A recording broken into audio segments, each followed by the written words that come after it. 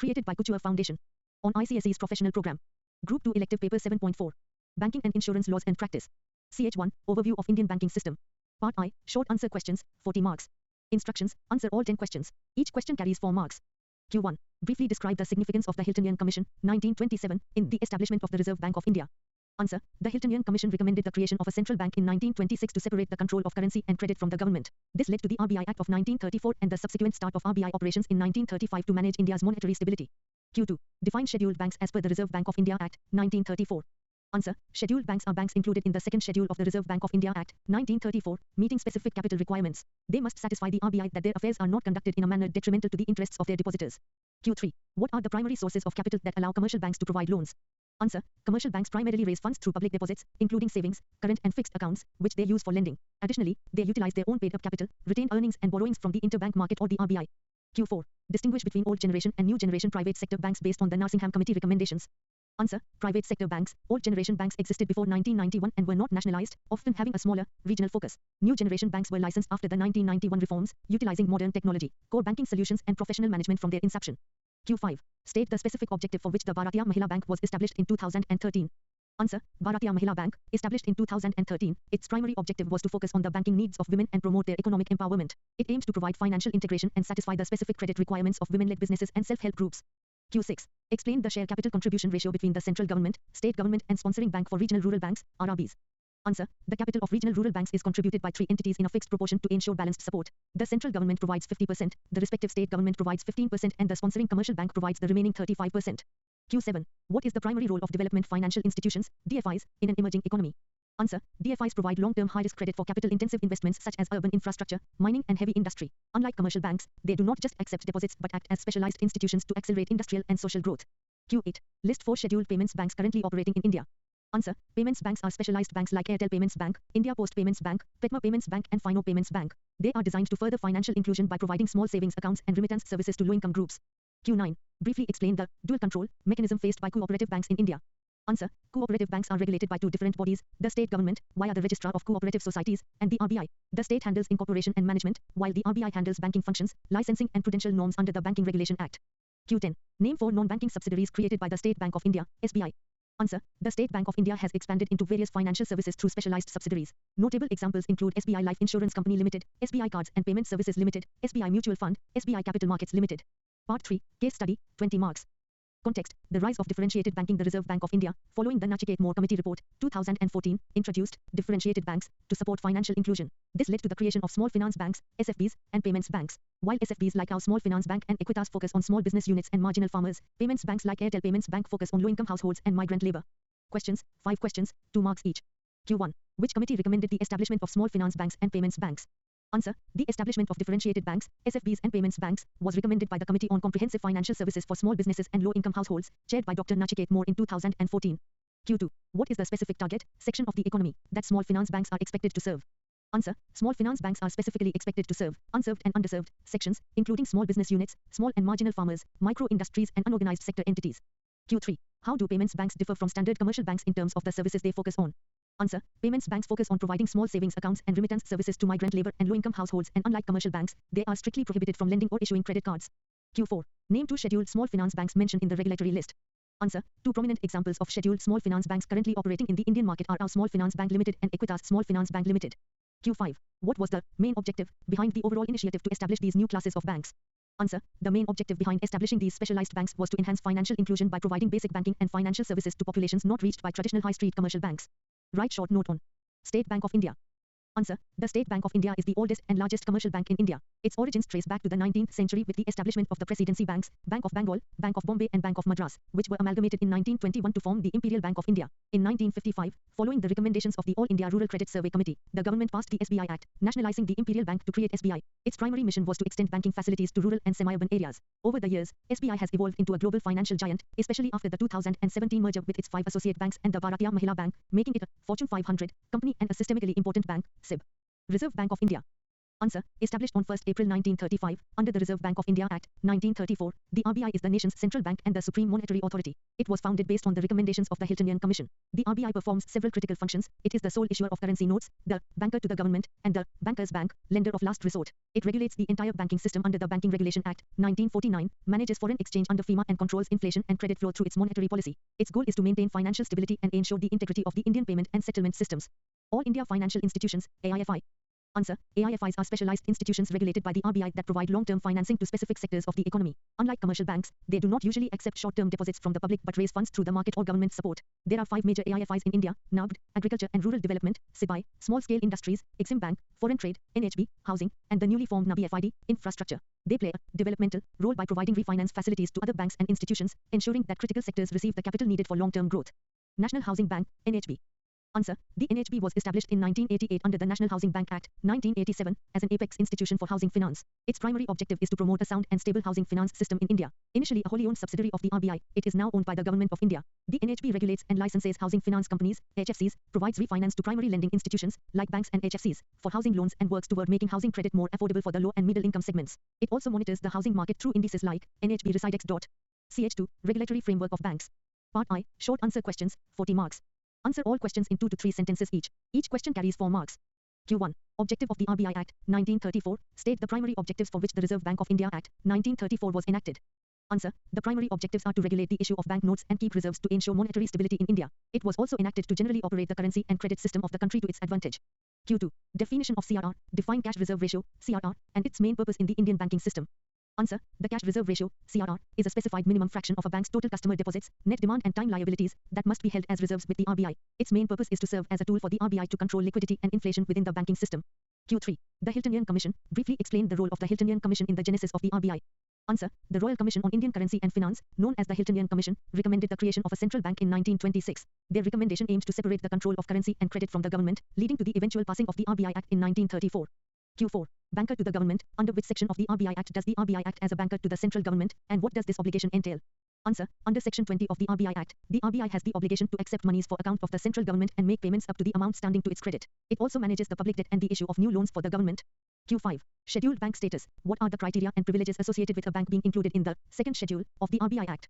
Answer. To be included in the second schedule, a bank must have a paid-up capital and reserves of an aggregate value of at least 5 rupees lakhs and satisfy the RBI that its affairs are not being conducted detrimentally to depositors. These banks enjoy privileges such as access to financial accommodation from the RBI and the right to become members of clearing houses.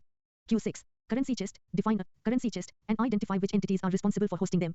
Answer. A currency chest is a storehouse where banknotes and coins are stocked on behalf of the Reserve Bank. These chests are usually hosted by the State Bank of India, various nationalized banks, and certain private sector banks to facilitate the distribution of currency to the public.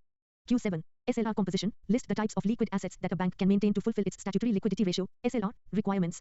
Answer. To fulfill statutory liquidity ratio, SLR, requirements, banks must maintain assets in the form of cash, gold, valued at a price not exceeding the current market price, or unencumbered, investment in statutory approved securities.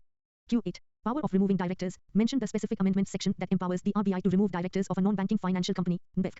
Answer. Under Section 45 ID of the RBI Act, inserted via amendment, the RBI is empowered to remove a director from the office of a non-banking financial company, NBFC, if it is satisfied that such action is necessary in the public interest or to prevent the affairs of the NBFC from being conducted in a manner detrimental to depositors.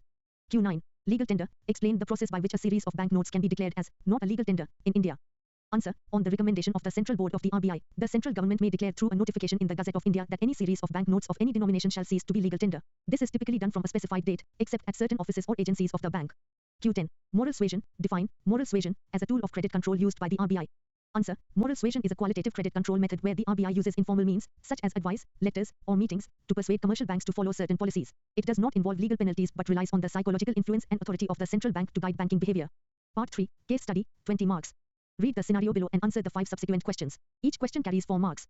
Scenario. A scheduled commercial bank in India is experiencing a sudden surge in customer deposits, NDTL, over a specific fortnight. Simultaneously, the RBI announces an increase in the cash reserve ratio, CRR, and the introduction of an incremental CRR, ICRR. The bank is also found to be deficient in maintaining its required statutory liquidity ratio, SLR, for 3 consecutive days due to high credit demand from the industrial sector. Questions. 1. Impact on lendable resources. How will the increase in CRR and the introduction of ICRR affect the bank's ability to lend to its customers? Answer. The increase in CRR and the introduction of ICRR force the bank to park a larger portion of its liquid cash with the RBI, which directly reduces the loanable funds available in its hands. Consequently, the bank's ability to lend to customers is restricted, as more of its deposits are locked away as mandatory reserves. 2. Statutory compliance. Based on Section 24 of the Banking Regulation Act, what specific types of unencumbered securities should the bank have held to avoid SLR default? Answer. Under Section 24 of the Banking Regulation Act, the bank should have held unencumbered assets in the form of cash, gold, valued at current market prices, or government and other program-approved securities. These assets must be free from any lien or charge to qualify as legitimate reserves for avoiding an SLR default.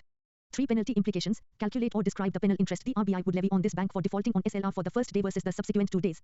Answer. For the first day of default, the RBI levies a penal interest at a rate of 3% per annum above the bank rate on the amount of shortfall. For the subsequent 2 days, since the default continued, the penalty increases to 5% per annum above the bank rate for those specific days. For monetary stability, explain how the RBI's action of increasing these ratios acts as a deflationary measure in the broader economy. Answer. By increasing these ratios, the RBI siphons off excess liquidity from the banking system, which reduces the overall money supply in the economy. This is a deflationary measure because it makes credit more expensive and less available, thereby cooling down aggregate demand and helping to control rising inflation. 5. Regulatory reporting. With specific statutory returns, forms, must the bank submit to the RBI to report its CRR and SLR positions? Answer. To report its compliance, the bank must submit Form 8, monthly return, for SLR under the Banking Regulation Act and Form A, fortnightly return, for CRR under the Reserve Bank of India Act. These returns provide the RBI with the necessary data on the bank's NDTL and the reserves actually maintained. Lesson 3. Control over organization of banks. Part I. Short answer questions, 40 marks. Instructions. Answer any 10 questions. Each question carries 4 marks. Q1. List any 4 regulatory acts that form the framework for banking control in India. Answer. Regulatory acts. The framework for banking control in India is primarily formed by the Reserve Bank of India Act, 1934, and the Banking Regulation Act, 1949. Additionally, the Companies Act, 2013, and the Payment and Settlement Systems Act, 2007, play significant roles in the regulatory structure. Q2. State the primary objective behind the licensing of banking companies as per Section 22 of the Banking Regulation Act. Answer. Primary objective of licensing. Under Section 22, the primary objective is to ensure that the company has the capacity to pay its present and future depositors in full as their claims accrue. It also ensures that the affairs of the company are not being conducted in a manner detrimental to the interests of its depositors. Q3. Identify 2 conditions an applicant company must satisfy before the RBI issues a banking license. Answer. Conditions for license. An applicant must demonstrate that it has an adequate capital structure and that its general character and management will not be prejudicial to the public interest. The RBI also evaluates whether the company has the potential to be financially viable in the current and future banking environment. Q4. Briefly explain the RBI's power to control advances by banking companies under Section 21. Answer. Control over advances. Section 21 empowers the RBI to determine the policy in relation to advances to be followed by banking companies in the public interest or to protect depositors. It can give directions regarding the purpose of advances, the margins to be maintained, and the maximum amount of advances to any one company or individual. Q5. What are the restrictions regarding the assets of a banking company in India at the close of each quarter? Answer. Restrictions on assets. At the close of each quarter, the assets of a banking company in India must not be less than 75% of its demand and time liabilities in India. This ensures that a substantial portion of the bank's resources is held within the country to meet local obligations. Q6. Define a banking outlet as per the revised branch licensing policy. Answer. Banking outlet. A banking outlet is a fixed point service unit staffed by the bank's own employees or business correspondents, where services like accepting deposits and encashing checks are provided. It must provide banking services for a minimum of 4 hours per day for at least 5 days a week.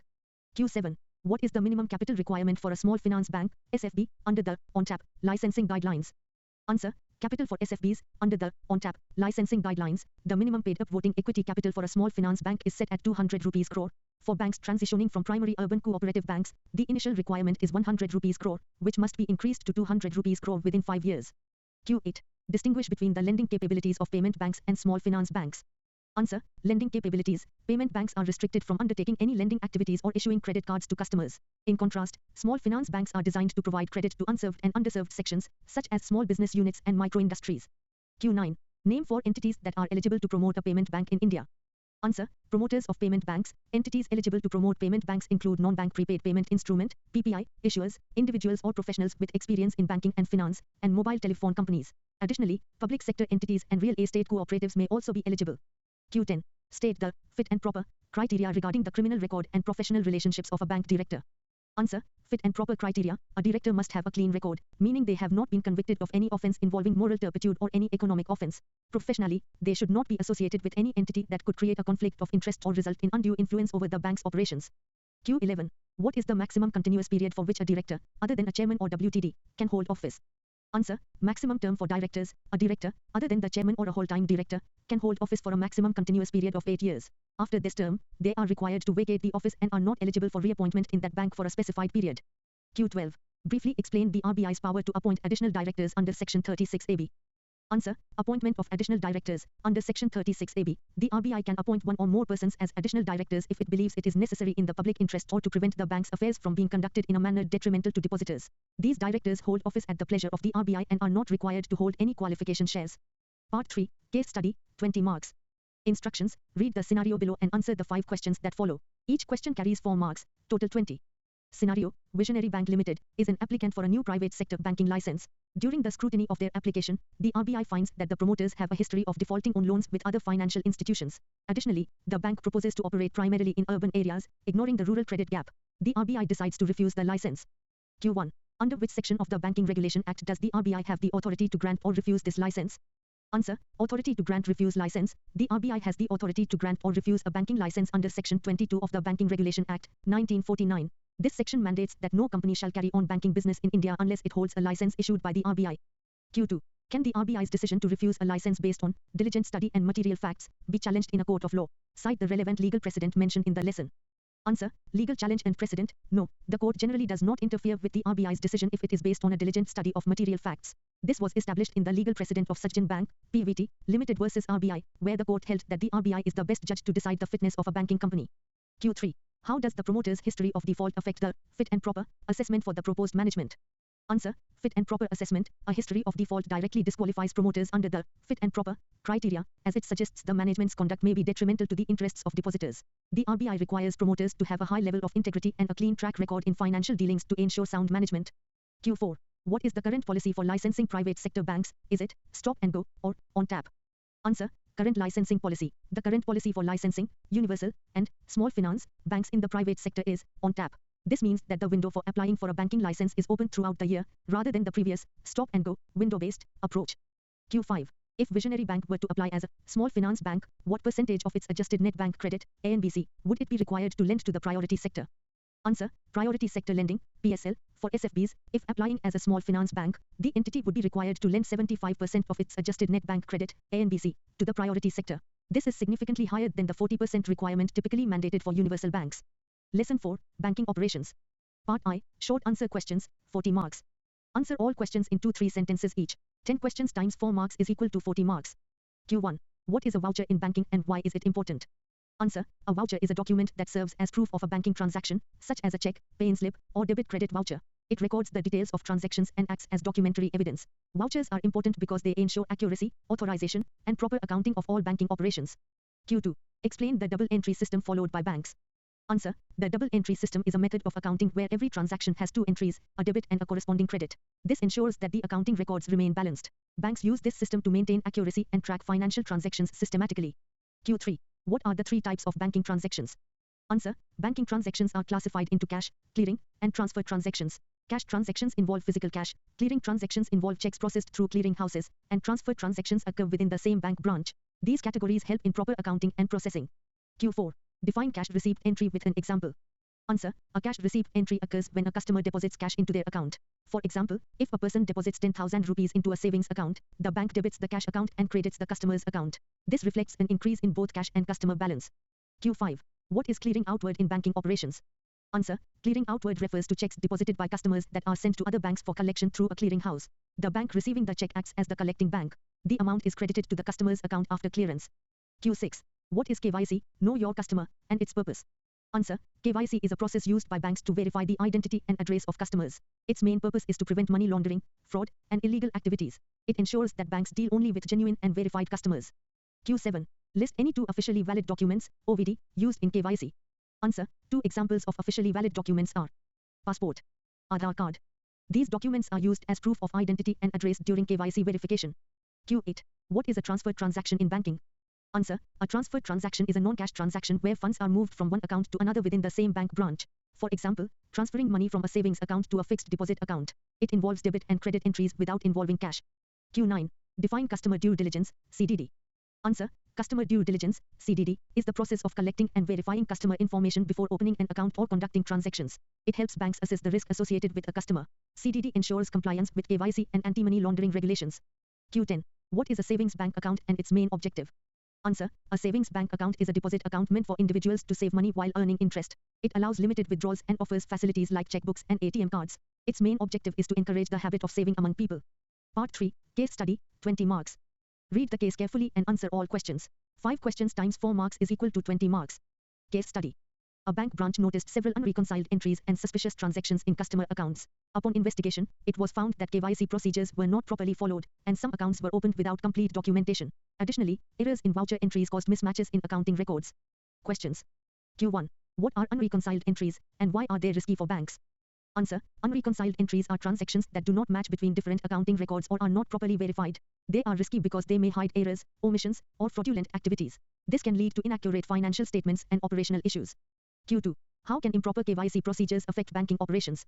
Answer. Improper KYC procedures can result in accounts being opened without proper verification, allowing fraudulent or illegal activities. This exposes the bank to regulatory penalties and reputational damage. It also makes it difficult to track customer transactions and assess risk.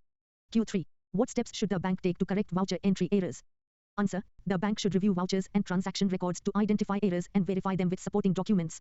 Correcting entries should be passed using proper debit and credit adjustments with authorization. Regular checks and staff training should be implemented to prevent such errors. Q4. Explain the role of back-office operations in resolving such issues. Answer. Back-office operations handle reconciliation, verification, and record maintenance of transactions. They identify discrepancies, correct errors, and ensure proper accounting entries. They also support compliance and reporting functions within the bank. Q5. Suggest measures to improve internal controls and compliance in the bank. Answer. The bank should strengthen KYC procedures and ensure complete documentation for all accounts. It should implement regular audits, proper authorization systems, and segregation of duties. Use of automated systems and continuous monitoring can further improve control and compliance. Lesson 5. Digital Banking. Part I. Short answer questions, 40 marks. Instructions. Answer all 10 questions in 2 to 3 sentences each, 4 marks each. Q1. Define digital banking. Answer. Digital banking is the automation of traditional banking services, enabling customers to access banking products and services through electronic platforms. It involves the shift from physical to online delivery channels, encompassing all forms of financial transactions conducted via the internet or mobile devices. Q2. What is a neobank? Provide one characteristic. Answer. A neobank is a type of direct bank that operates exclusively online without any physical branch networks. A key characteristic is that they offer a seamless, mobile-first digital experience and typically leverage innovative technology to provide specialized financial services. Q3. Explain the term core in core banking solution, CBS. Answer. In CBS, the term core stands for centralized online real-time exchange. This means all the bank's branches access applications from centralized servers, ensuring that transactions are updated in real time across the entire network simultaneously. Q4. List any 2 types of digital banking payments used in India. Answer. 2 common types of digital banking payments in India are the Unified Payments Interface, UPI, which allows instant real-time transfers between bank accounts, and the National Electronic Funds Transfer, NEFT, used for batch-based electronic fund settlements. Q5. What is the minimum and maximum transfer limit for RTGS? Answer. The real-time gross settlement, RTGS, system is primarily meant for large-value transactions, requiring a minimum remittance amount of 2 rupees lakh. There is no upper ceiling or maximum limit set by the RBI for RTGS transactions, though individual banks may set their own operational limits. Q6. Briefly describe the purpose of an electronic clearing system, ECS. Answer. The purpose of ECS is to facilitate bulk transfer of funds from one bank account to many accounts, ECS credit, or vice versa, ECS debit. It is commonly used for repetitive payments like utility bills, insurance premiums, or salary and dividend distributions. The purpose of ECS is to facilitate bulk transfer of funds from one bank account to many accounts, ECS credit, or vice versa, ECS debit. It is commonly used for repetitive payments like utility bills, insurance premiums, or salary and dividend distributions. Q7. What is a virtual payment address, VPA, in the context of UPI? Answer. A VPA is a unique identifier that acts as an alias for a user's bank account details, such as name at bankname. It allows users to send and receive money through UPI without having to share sensitive information like their bank account number or IFSC code. Q8. Define cybercrime as per the provided lesson. Answer. Cybercrime is defined as any unlawful act where a computer or a communication device is used either as a tool or a target to commit an offense. In the banking sector, it specifically refers to unauthorized access or manipulation of financial data and systems for fraudulent purposes. Q9. What is email SMS spoofing? Answer. Email or SMS spoofing is a technique where the sender's address or header is manipulated to make the message appear as if it originated from a legitimate and trusted source, such as a bank. This is often used to trick recipients into revealing personal information or login credentials. Q10. State the primary objective of introducing central bank digital currency, CBDC. Answer. The primary objective of introducing CBDC is to provide a digital form of sovereign currency that is as safe and liquid as physical cash while reducing the operational costs associated with physical currency management. It aims to bolster the digital economy and improve the efficiency of the payments system. Part 3. Case study, 20 marks. Instructions. Read the following scenario and answer the 5 questions that follow, 4 marks each. Scenario. Mr. X, a small business owner, needs to transfer 5 lakhs rupees to a vendor immediately. He also wants to set up a system for his 50 employees' monthly salary payments. Recently, he received a suspicious call asking for his Aadhaar number and OTP to verify his bank account. Questions. Q1. Which digital payment mode, NEFT or RTGS, should Mr. X use for his 5 lakhs rupees transfer for immediate settlement? Justify your answer. Answer. Mr. X should use RTGS, real-time gross settlement, because the amount is above the 2 rupees lakh minimum threshold and he requires immediate settlement. Unlike NEFT, which processes transactions in batches, RTGS settles payments individually and in real time. Q2. Which digital banking facility is most suitable for Mr. X to handle the repetitive monthly salary payments for his 50 employees? Answer: the Electronic Clearing System, ECS. Credit is the most suitable facility for handling bulk, repetitive payments like salaries. It allows Mr. X to debit his single account and credit the many accounts of his 50 employees simultaneously and efficiently. Q3. What type of cyber fraud is Mr. X being targeted with through the suspicious phone call? Answer: Mr. X is being targeted with phishing, voice phishing, which is a form of social engineering where fraudsters use phone calls to trick individuals into revealing sensitive information like Aadhaar numbers or OTPs. The caller is impersonating a bank official to gain unauthorized access to his financial accounts. Q4. If Mr. X wants to check his salary, credit or account balance on the go without an internet connection, which service could he use? Answer: Mr. X can use *99 hash USSD banking services, which allow users to perform basic banking transactions like checking balances or mini statements using a mobile phone without an internet connection. Alternatively, he could use SMS banking by sending a predefined keyword to the bank's designated number. Q5. Identify 2 internal controls or security measures the bank's CBS uses to protect transactions like Mr. X's. Answer: the bank's core banking solution, CBS, utilizes role-based access control, ensuring only authorized personnel can process high-value transactions, and two-factor authentication, TUFA, which requires an OTP or secondary credential before a digital transfer is finalized. These measures ensure that even if basic login details are compromised, the transaction cannot be completed without further verification. Lesson 6. Payment and collection of checks and other negotiable instruments, NI. Part I. Short answer questions, 40 marks. Answer all questions in 2-3 sentences each. 10 questions x 4 marks each. Q1. Define a negotiable instrument according to Section 13 of the Negotiable Instruments Act, 1881. Answer: according to Section 13, a negotiable instrument means a promissory note, bill of exchange, or check payable either to order or to bearer. It is a document that guarantees the payment of a specific amount of money and is transferable from one person to another by delivery or endorsement. Q2. What is a promissory note, as defined under Section 4 of the Act?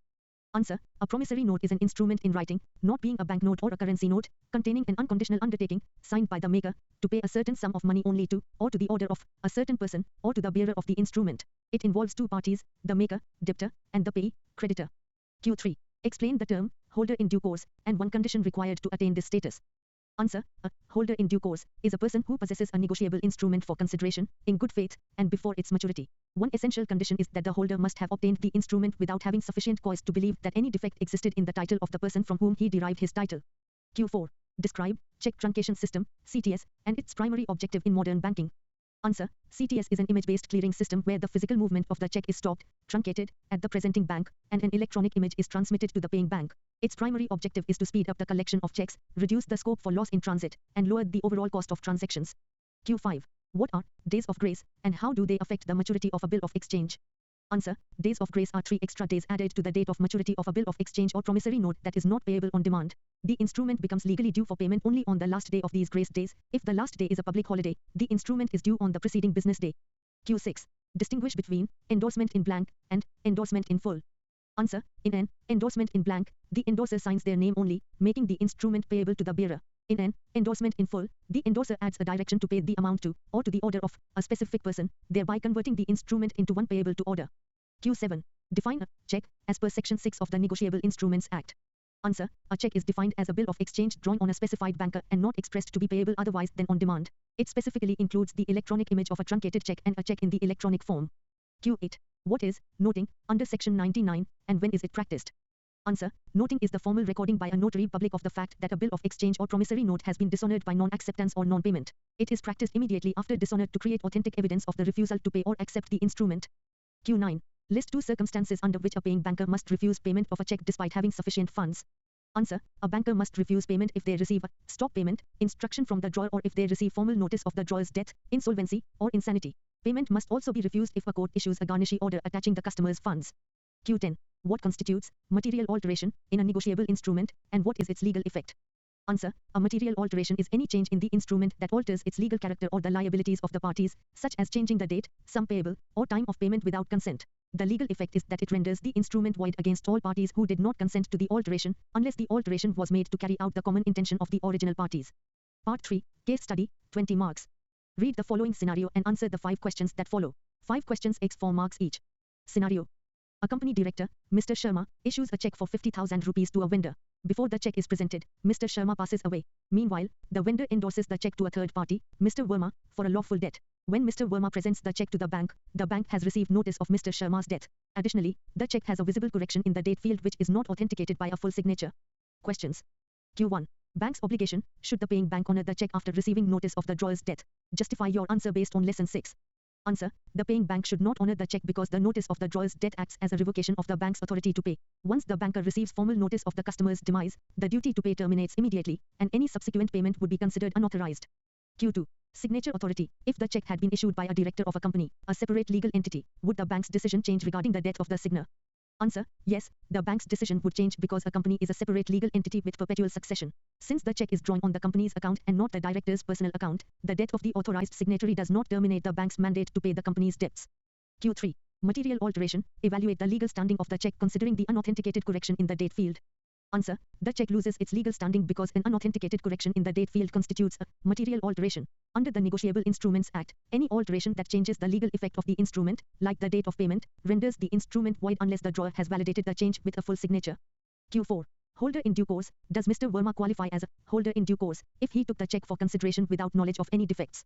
Answer. Mr. Verma does not qualify as a holder in due course because the instrument had a visible, unauthenticated alteration at the time he took it. To attain this status, the holder must take the instrument in good faith and without sufficient cause to believe any defect exists. A visible, uncertified correction constitutes notice of a defect. Q5.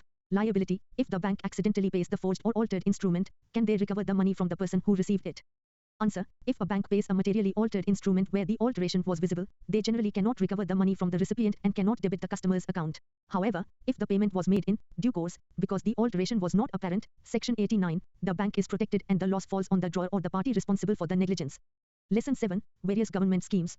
Part I. Short answer questions, 40 marks. Answer the following 10 questions in 2 to 3 sentences each, 4 marks each. Q1. Define the primary objective of the Pradhan Mantri Jan Dhan Yojana, PMJDY. Answer. The primary objective of PMJDY is to ensure financial inclusion by providing affordable access to financial services such as banking, savings and deposit accounts, remittance, credit, insurance, and pensions. It aims to ensure that every household in the country has at least one basic bank account. Q2. What is a small account under PMJDY and what is its validity period? Answer. A small account is a bank account that can be opened by individuals who do not possess officially valid documents based on a self-attested photograph and signature or thumbprint in the presence of a bank official. These accounts are valid for a period of 12 months, which can be extended for another 12 months if the holder provides evidence of having applied for valid identity documents. Q3. List the 3 categories of loans provided under the Mudra scheme. Answer. The 3 categories of loans under the Mudra scheme are Shishu, covering loans up to 50,000 rupees, Kishore, covering loans above 50,000 rupees and up to 5 rupees lakh, and Tarun, covering loans above 5 rupees lakh and up to 10 rupees lakh. Q4. Explain the purpose of the Mudra card for small entrepreneurs. Answer. The Mudra card is a RuPay debit card provided against the Mudra loan limit, allowing entrepreneurs to withdraw funds from ATMs or make purchases at point of sale, POS, terminals. Its purpose is to provide working capital in a flexible manner, allowing the borrower to manage their liquidity and reduce interest burdens by only withdrawing funds as needed. Q5. What are the age criteria for a girl child to open a Sukanya Samriddhi account? Answer. A Sukanya Samriddhi account can be opened by a natural or legal guardian in the name of a girl child from her birth until she attains the age of 10 years. A grace period of 1 year was initially allowed for girls born between specific dates during the scheme's launch. Q6. State the insurance cover amount and the annual premium for Pradhan Mantri Jeevan Jyoti Bima Yojana, PMJJBY. Answer. The PMJJBY provides a life insurance cover of 2 rupees lakh in the event of the insured person's death due to any reason. The annual premium for this coverage is 436 rupees, which is automatically debited from the subscriber's bank account. Q7. What is the lien period for new subscribers in the PMJJBY scheme? Answer. The lien period is a mandatory waiting period of 30 days from the date of enrollment into the scheme. During this time, no claim is admissible for death other than death due to an accident. Insurance coverage for natural death only commences after the completion of these 30 days. Q8. Briefly describe the eligibility age and the minimum contribution period for Atal Pension Yojana, APY. Answer. The eligibility age for joining the Atal Pension Yojana is between 18 and 40 years. To receive the guaranteed monthly pension, a subscriber must make regular contributions for a minimum period of 20 years. Q9. Who are the implementing agencies for the Pradhan Mantri Fasal Bima Yojana, MEFB? Answer. MEFB is implemented through the Agricultural Insurance Company of India, AIC, and other private general insurance companies. These companies are selected by the state government through a transparent bidding process. Q10. Define the compulsory component of farmers' coverage under MEFB. Answer. The compulsory component refers to the mandatory enrollment of all farmers who have been sanctioned seasonal agricultural operations, SAO, loans from financial institutions, loanee farmers, for notified crops. This ensures that farmers with existing agricultural credit are automatically protected against crop failure. Part 3. Case study, 20 marks. Read the following scenario and answer the 5 questions that follow, 4 marks each. Scenario. A 25-year-old street vendor in an urban area wants to expand his small business. He has no formal collateral to offer. He is also interested in securing his family's future through insurance and a pension plan but has a limited irregular income. He lives in a rented, kucha, house and dreams of owning a permanent home. Questions. Q1. Which Mudra loan category would be most suitable for his initial business expansion of 40,000 rupees, and does he need collateral? Answer. The Shishu category is most suitable as it covers loans up to 50,000 rupees. Under the Mudra scheme, banks are instructed not to obtain any collateral security or third-party guarantee from the borrower. Q2. If he joins the Atal Pension Yojana, APY, now, until what age must he contribute, and what determines his monthly pension? Answer. The subscriber must contribute until the age of 60. The fixed minimum monthly pension, ranging from 1,000 rupees to 5,000 rupees, is determined by the specific amount of contribution made by the subscriber. Q3. To protect his family against the risk of his accidental death or disability at a very low cost, which scheme should he join? Mention the annual premium. Answer. He should join the Pradhan Mantri Suraksha Bima Yojana, PMSBY, which specifically covers accidental death and disability. The annual premium for this scheme is 20 rupees. Q4. Under the Deen Dayal Antyodaya Yojana, NULM, September, how can he get financial assistance for his micro-enterprise? Answer. He can receive financial assistance in the form of an interest subsidy on bank loans for setting up a micro-enterprise. The subsidy covers the difference between the bank's interest rate and 7% per annum, provided he makes timely repayments. Q5. Which scheme can assist him in building a Pakka house, and what are the basic eligibility requirements for a beneficiary family? Answer. The Pradhan Mantri Awas Yojana, MAC, assists in providing Pakka houses. To be eligible, the beneficiary family, husband, wife, and unmarried children, must not already own a Pakka house in their name anywhere in India. Lesson 8. Consumer Protection. Part I. Short answer questions, 40 marks. Answer all questions, 10 questions x 4 marks each. Answer in 2-3 sentences. Q1. List any 4 consumer rights as recognized under the Consumer Protection Act, 2019. Answer. The Act recognizes the right to be protected against the marketing of hazardous goods and services, and the right to be informed about the quality, quantity, potency, purity, and price of goods. It also includes the right to be assured of access to a variety of goods at competitive prices and the right to seek redressal against unfair trade practices. Q2. Define the term consumer as per the widened scope of the 2019 Act. Answer. A consumer is any person who buys goods or hires services for a consideration, including those who use such goods or services with the approval of the buyer. The 2019 Act widened this scope to explicitly include individuals who buy goods or services through offline or online transactions, electronic means, teleshopping, direct selling, or multi-level marketing.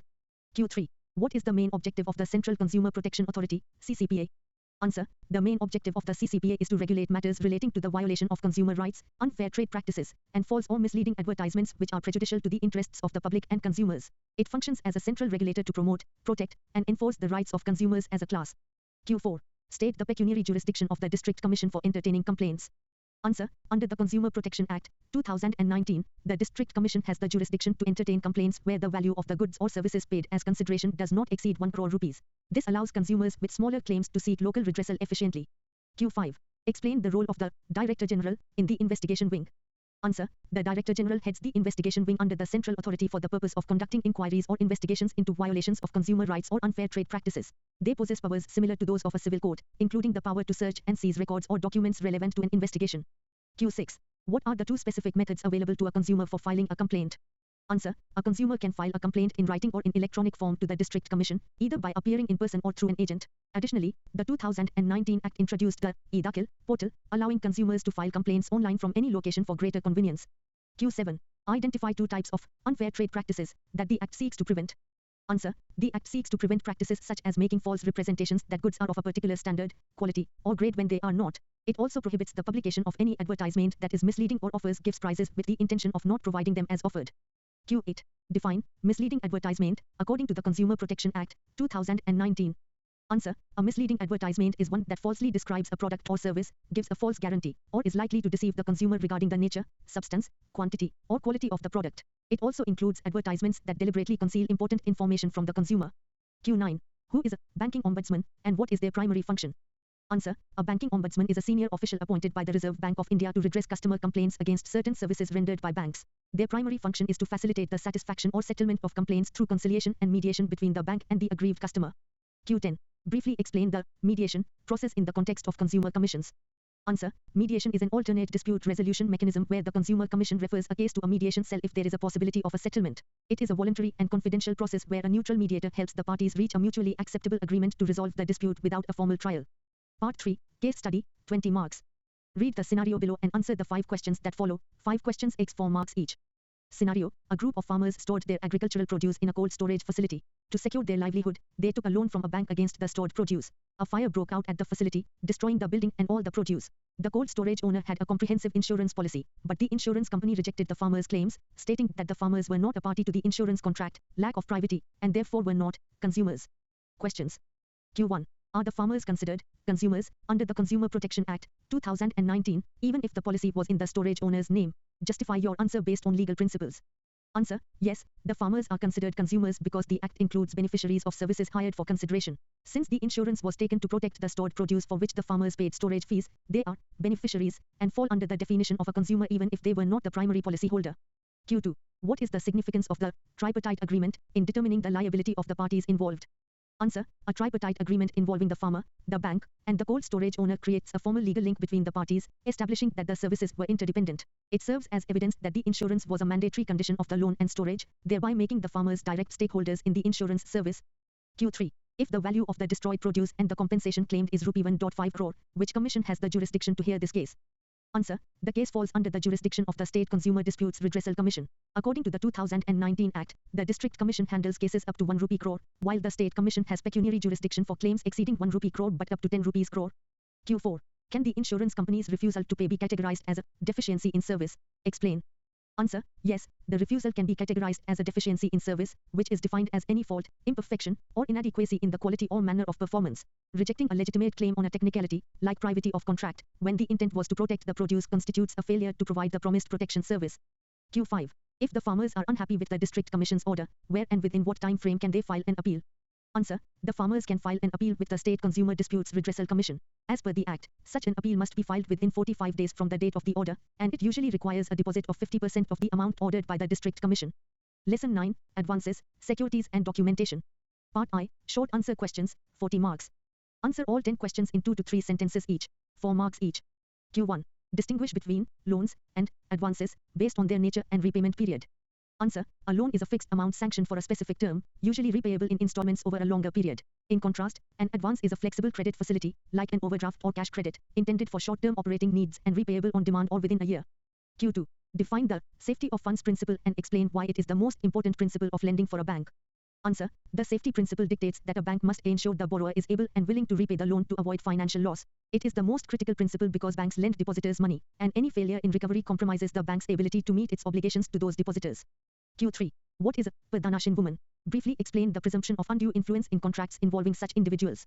Answer: a Pradhanashin woman is one who lives in complete seclusion as per her community's customs and has little to no contact with the outside world. Law presumes undue influence in contracts with her, placing the burden of proof on the bank to show that the contract was explained to her and she understood it independently.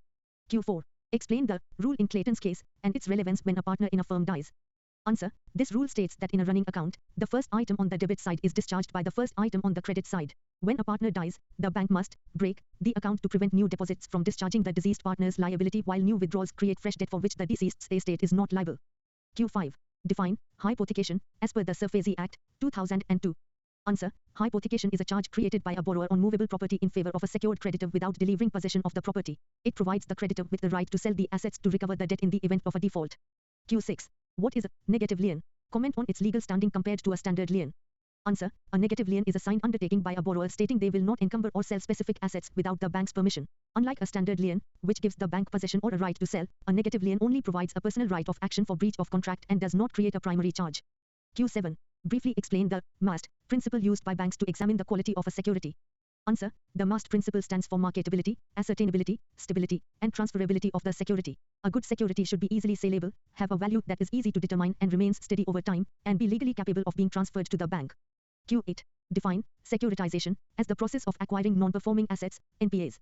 Answer: securitization is the process where a specialized company, like an ARC, acquires financial assets, such as NPAs, from banks and financial institutions. These assets are then repackaged into tradable securities and sold to investors to raise funds and clean up the bank's balance sheet.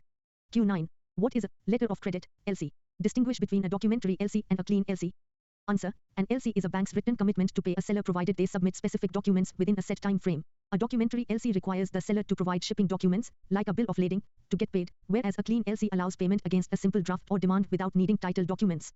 Q10. Outline the importance of stamping in the documentation process before or at the time of execution. Answer: stamping is essential because an unstamped or understamped document is generally not admissible as evidence in a court of law. To ensure legal enforceability and protect the bank's interests, documents must be stamped according to the Indian Stamp Act before or at the time of signing. Part 3, Case Study, 20 marks.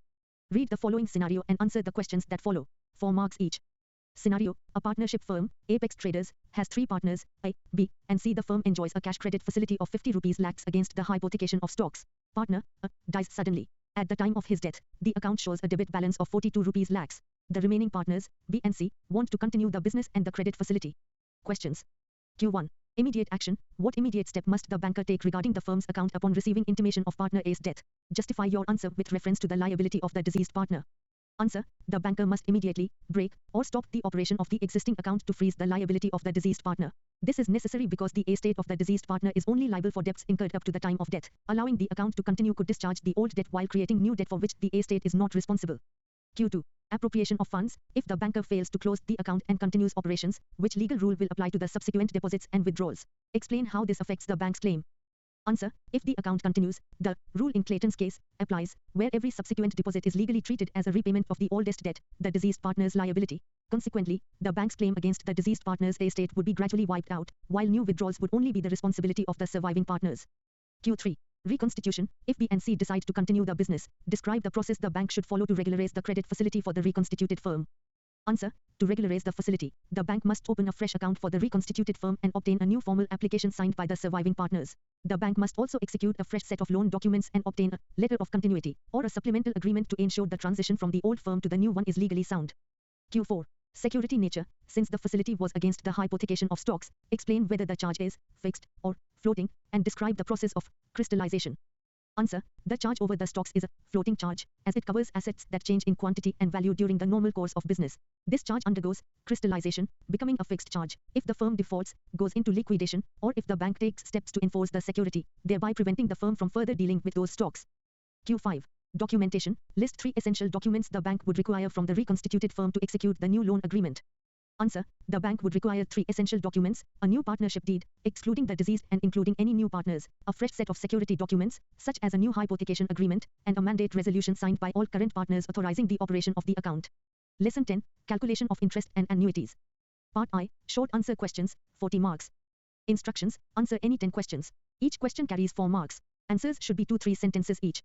Q1. Define interest. Explain what interest represents in a banking context. Answer. In a banking context, interest is a payment made by a borrower to a lender for the use of money, or by a bank to a depositor for keeping funds. It represents an amount paid above the repayment of the principal sum at a pre-decided rate. Q2. Simple interest. State the fundamental assumption used when calculating simple interest. Answer. The fundamental assumption in simple interest is that the interest is calculated only on the original principal amount for the entire period of the loan or investment. It does not take into account any interest earned or accrued in previous periods. Q3. Compound interest. Define compound interest and explain why it is often called interest on interest. Answer. Compound interest is the interest calculated on the initial principal and also on the accumulated interest of previous periods. It is called interest on interest because the interest earned in each period is added to the principal to form the base for the next interest calculation. Q4. Flat rate. Why is simple interest sometimes referred to as a flat rate? Answer. Simple interest is sometimes referred to as a flat rate because the interest amount is fixed and charged on the full original principal throughout the entire loan term. Unlike reducing balance methods, the interest charge does not decrease even as the principal is gradually repaid. Q5. Annuity. Provide a brief definition of an annuity as a financial product. Answer. An annuity is a financial product that involves a series of equal payments made at fixed intervals over a specified period. It is commonly used for structured settlements, retirement income, or systematic savings plans. Q6. EMI components. What are the 2 primary components that make up an equated monthly installment, EMI? Answer. An equated monthly installment, EMI, consists of 2 primary components, the interest charge on the outstanding loan amount and a portion of the principal amount to be repaid. In the early stages of a loan, the interest component is higher, while the principal component increases toward the end of the tenure. Q7. Fixed versus floating rates. Briefly distinguish between a fixed interest rate and a floating interest rate. Answer. A fixed interest rate remains constant throughout the entire tenure of the loan, providing certainty in repayment amounts. In contrast, a floating interest rate is linked to a benchmark and can change periodically based on market conditions or regulatory shifts.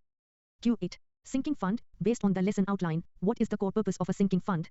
Answer. The core purpose of a sinking fund is to accumulate a specific sum of money over a period of time by making regular periodic deposits. This fund is typically created to pay off a future debt or to replace a wasting asset at the end of its useful life. Q9. Amortization. Define the concept of amortization of a debt. Answer. Amortization is the process of gradually reducing a debt through regular payments of principal and interest over a set period. Each payment is structured so that the loan is completely paid off by the end of its term. Q10. Perpetuity. Explain the concept of a perpetuity annuity. Answer. A perpetuity is a type of annuity where the periodic payments continue indefinitely and have no fixed end date. It is a constant stream of identical cash flows with an infinite lifespan. Q11. Annuity due versus ordinary annuity. What is the primary difference regarding the timing of payments between these two? Answer. The primary difference lies in the timing of the payments. In an ordinary annuity, payments are made at the end of each period, whereas in an annuity due, payments are made at the beginning of each period. This results in an annuity due typically having a higher present or future value due to earlier interest accrual. Q12. Benchmark rate. Give 2 examples of benchmark rates used for floating interest calculations. Answer. Benchmark rates are reference rates used to determine floating interest. Common examples include the repo rate set by the RBI and the marginal cost of funds-based lending rate, MCLR. These rates serve as the base to which a spread or margin is added by the bank. Part 3. Case study, 20 marks. Scenario. Mr. Darshan has a principal amount of 20,000 rupees. He is considering 2 options. Option A is to invest in a fixed deposit with a 10% annual interest rate compounded quarterly for 10 years. Option B is to take a loan of 10 lakhs rupees at an 11% annual interest rate for 15 years to buy property, which would require regular EMI payments. Instructions. Answer the following questions based on the scenario above. Each question carries 4 marks. Q1. Investment calculation. Using the formula $A is equal to P, 1 plus RN, NT, $. Calculate the final amount Mr. Darshan will receive under option A. Answer. Using the formula $A is equal to P, 1 plus RN, NT, $, where $P is equal to $20,000, $R is equal to $0.10, $N is equal to $4, quarterly, and $T is equal to $10. The calculation is $A is equal to 20,000, 1 plus 0.104, 4 \times $10, $. This results in a final maturity amount of approximately 53,701 rupees and 26 paise. Q2. EMI analysis. If Mr. Darshan chooses option B, calculate the equated monthly installment, EMI, he must pay. Answer. For a loan of 10 lakhs rupees at 11% annual interest, $0.916% monthly, for 180 months, 15 years, the EMI is calculated using the formula $E is equal to P \times R \times frac, 1 plus R, N, 1 plus R, N, $1. Mr. Darshan would need to pay a monthly EMI of approximately 11,366 rupees. Q3. Interest impact. In option A, explain how the frequency of compounding, quarterly, affects his final returns compared to annual compounding. Answer. The frequency of compounding directly increases the final yield because interest is calculated on the interest earned in previous quarters rather than just once a year. By compounding quarterly, 4 times a year, instead of annually, Mr. Darshan's investment grows faster, resulting in a higher total amount due to more frequent reinvestment of earnings. Q4. Loan tenure. If the loan in option B was based on a floating rate and the benchmark rate increased, how would his repayment be affected if the EMI amount remained constant?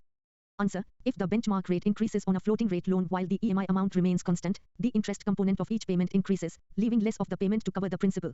As a result, the principal balance reduces more slowly, which leads to an extension of the loan tenure, the number of months required to pay off the loan. Q5. Financial strategy. Based on the lesson, why is compound interest considered beneficial to the lender but not to the borrower, in the context of option B? Answer. In option B, compound interest is disadvantageous to Mr. Darshan because he is charged interest on the outstanding interest-bearing balance, causing the total cost of the house to be significantly higher than the original loan. While the lender creates wealth through the exponential growth of interest over 15 years, the borrower ends up paying back nearly double the principal amount borrowed. Q5. In how many years, the sum of 40,000 rupees will become 43,681 rupees if the rate of compound interest? Answer. Given. Formula. $43.1. Since the sum will be Q6. Answer. Case 2. Given. $P is equal. The sum is Q6. Answer. Principal. Rate. Tenure. Formula. $E is EMI. Up. Guidance. Missed. Q8. Find. Answer. Future value. Time. Rate. Formula. $PV is PV. Q9. Answer. Target amount. A3. Time. Rate. R. Formula. $P is annual invest. Lesson 11. Performing and non-performing assets. Part I. Short answer questions. 40 marks. Answer the following questions in 2 to 3 sentences each. 10 questions x 4 marks each. Q1. Define the banker-customer relationship and mention the primary relationship when a customer deposits money. Answer. The banker-customer relationship is a legal contract where the bank agrees to provide financial services in exchange for the customer's adherence to certain terms. When a customer deposits money, the primary relationship is that of a debtor, bank, and creditor, customer, as the bank is obligated to repay the sum on demand. Q2. What is a garnishee order? Explain the role of the garnisher in this legal process. Answer. A garnishee order is a legal notice issued by a court or authority, like the income tax department, to a bank to freeze a customer's account to satisfy a debt. The garnisher is the judgment creditor or the party at whose request the order is issued to recover funds owed by the customer. Q3. Explain the right of set-off available to a banker regarding a customer's accounts. Answer. The right of set-off is the banker's legal right to combine or adjust multiple accounts of the same customer to recover a debt. For example, if a customer has a credit balance in a savings account and a defaulted loan in another, the bank can use the credit balance to set off the loan amount. Q4. Define a safe custody service. How does the legal relationship change from debtor-creditor to bailor-bailee? Answer. Safe custody is a service where a bank takes possession of a customer's valuables, like jewelry or documents, for secure storage. In this scenario, the relationship shifts from debtor-creditor to bailor, customer, and bailee, bank, meaning the bank must return the exact same items deposited, rather than just an equivalent value. Q5. What is a letter of credit, LC? List the primary parties involved in an LC transaction. Answer. A letter of credit is a guarantee from a bank that a buyer's payment to a seller will be received on time and for the correct amount. The primary parties include the applicant, buyer, the issuing bank, the beneficiary, seller, and often an advising bank. Q6. Outline the purpose of bank guarantees. Distinguish briefly between a performance guarantee and a financial guarantee. Answer. The purpose of a bank guarantee is to provide a safety net for a beneficiary if a customer fails to meet a contract obligation. A performance guarantee covers the non-completion of a task or project, while a financial guarantee ensures that a specific monetary debt or installment will be paid. Q7. Describe factoring services. How does a factor assist a business in managing its accounts receivable? Answer. Factoring is a financial arrangement where a business sells its accounts receivable, invoices, to a third party, called a factor, at a discount. The factor assists by providing immediate cash flow to the business and taking over the responsibility of collecting payments from the business's debtors. Q8. What is forfeiting? Explain how it differs from traditional factoring in international trade. Answer. Forfeiting is a method of trade finance where an exporter sells their medium to long-term receivables to a forfeitor without recourse. It differs from factoring because it usually involves 100% financing, deals with capital goods large transactions, and the forfeitor takes on all the risk, non-recourse, unlike some factoring agreements. Q9. List the essential features of a fixed deposit receipt, FDR. Is an FDR considered a negotiable instrument? Answer. An FDR contains the name of the depositor, the principal amount, the interest rate, and the maturity date. No, an FDR is not considered a negotiable instrument because it cannot be transferred to another person simply by delivery or endorsement like a check or promissory note. Q10. Explain banker's lien. Under what circumstances can a bank exercise a general lien on a customer's property? Answer. A banker's lien is the right of a bank to retain possession of a customer's goods or securities until a debt is paid. A bank can exercise a general lien on any property of the customer that comes into its hands during the ordinary course of banking business, provided there is no contract to the contrary. Part 3. Case study, 20 marks. Read the following scenario and answer the questions that follow. 4 questions x 5 marks each. Scenario. Alpha Traders holds a current account with City Union Bank. The firm has an outstanding clean overdraft of 10 rupees lakhs. On May 10th, the bank receives a garnishee order from a court attaching all sums due to Alpha Traders in respect of a tax dispute. On the same day, a check for 2 rupees lakhs issued by Alpha Traders to a supplier is presented for payment. Simultaneously, the bank discovers that Alpha Traders has a separate fixed deposit of 5 rupees lakhs maturing the next week. Questions. Q1. How should the bank handle the garnishee order? Define the immediate impact on the funds available in the current account. Answer. The bank must immediately attach the funds in the current account as per the court's directive and stop all outgoing payments from that account. The immediate impact is that the credit balance in the current account becomes legally earmarked for the court or the garnisher, rendering it unavailable for the customer's use. Q2. Should the bank honor the 2 rupees lakhs check? Justify your answer based on the priority of a court-issued garnishee order. Answer. No, the bank should not honor the 2 rupees lakhs check because a garnishee order takes legal precedence over any payment instructions issued by the customer. Once the order is received, the bank's obligation to the court overrides its duty to pay checks drawn by Alpha Traders, and the check should be returned with the memo, refer to drawer, or account attached by court order. Q3. Can the bank exercise the right of set-off against the fixed deposit to recover the 10 rupees lakhs overdraft despite the garnishee order? Explain. Answer. Yes, the bank can generally exercise its right of set-off before the garnishee order takes effect, as the order only attaches the net amount due to the customer. Since the bank is a secured creditor regarding its own debts, it can set off the 5 rupees lakhs fixed deposit against the 10 rupees lakhs overdraft, provided the debt is certain and due. Q4. Identify the legal relationship between the bank and Alpha Traders regarding the fixed deposit versus the overdraft facility. Answer. Regarding the fixed deposit, the bank is the debtor and Alpha Traders is the creditor, as the bank owes money to the firm. In the case of the overdraft facility, the relationship is reversed, where the bank is the creditor and Alpha Traders is the debtor because the firm owes money to the bank. Q5. What are the consequences if the bank pays the check after receiving the garnishee order?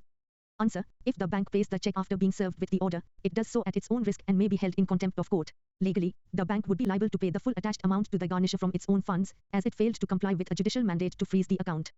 Lesson 12. Banking Operations Financial Statements of Banks. Part I. Short answer questions, 40 marks. Answer all questions in 2-3 sentences each. 10 times 4 is equal to 40 marks. Q1. Define financial statements in banking and name its 2 main components. Answer. Financial statements in banking are formal records that show the financial position and performance of a bank. They help in understanding profitability and stability. The 2 main components are the balance sheet and the profit and loss account. Q2. What is a balance sheet of a bank? Answer. A balance sheet is a statement that shows the financial position of a bank at a specific point in time. It lists all assets and liabilities of the bank. It helps in assessing the bank's financial strength. Q3. Explain the meaning of assets and liabilities in banking. Answer. Assets are the resources owned by a bank such as loans, cash, and investments that generate income. Liabilities are the obligations of the bank like deposits and borrowings. They represent what the bank owes to others. Q4. What is a profit and loss account? Answer. A profit and loss account shows the income earned and expenses incurred by a bank over a period. It helps in determining whether the bank has made a profit or loss. It reflects the operational performance of the bank. Q5. State any 2 objectives of financial statement analysis. Answer. One objective is to evaluate the financial performance and profitability of the bank. Another objective is to assess the financial position for decision making by management and investors. Q6. What are the main users of financial statements? Answer. The main users include management, investors, creditors, and government authorities. These users rely on financial statements for decision making, analysis, and regulatory purposes. Q7. Define general ledger in banking.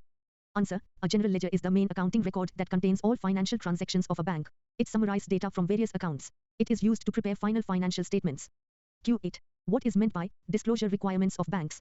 Answer. Disclosure requirements refer to the rules that banks must follow while presenting financial information. These ensure transparency and accuracy in reporting. They help users understand the true financial position of the bank. Q9. Explain the term cash flow statement. Answer. A cash flow statement shows the inflow and outflow of cash during a specific period. It helps in understanding the liquidity position of the bank. It is divided into operating, investing, and financing activities. Q10. What is meant by contingent liabilities in banks? Answer. Contingent liabilities are potential obligations that may arise in the future depending on certain events. They are not actual liabilities but possible ones. Examples include guarantees and letters of credit. Part 3. Case study, 20 marks. Answer all questions. 5 times 4 is equal to 20 marks.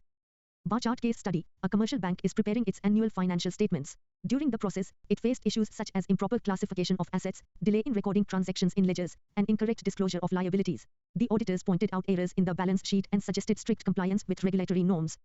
Q1. Identify any 2 problems faced by the bank in preparing financial statements. Answer. The bank faced issues such as improper classification of assets and incorrect disclosure of liabilities. It also experienced delays in recording transactions in the ledgers, leading to errors in the balance sheet. Q2. Why is proper classification of assets and liabilities important? Answer. Proper classification ensures that financial statements present a true and fair view of the bank's financial position. It helps in accurate analysis, decision making, and compliance with accounting standards. Q3. What role do auditors play in banking financial statements?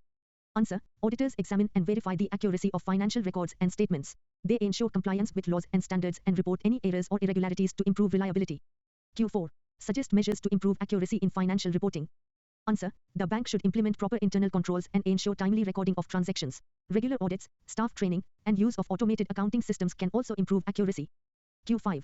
Explain the importance of regulatory compliance in banking accounts. Answer. Regulatory compliance ensures that banks follow prescribed rules and maintain transparency in financial reporting. It helps in preventing fraud, protecting stakeholders, and maintaining trust in the banking system. Lesson 13. Risk Management in Banks and Basel Accords. Part I. Short answer questions, 40 marks. Answer all questions in 2-3 sentences each. 10 questions times 4 marks is equal to 40 marks. Q1. Define risk in the context of banking. Answer. Risk in banking refers to the potential loss arising from a transaction such as lending, investment, or other financial activities. It includes both financial losses and non-financial impacts like reputational damage.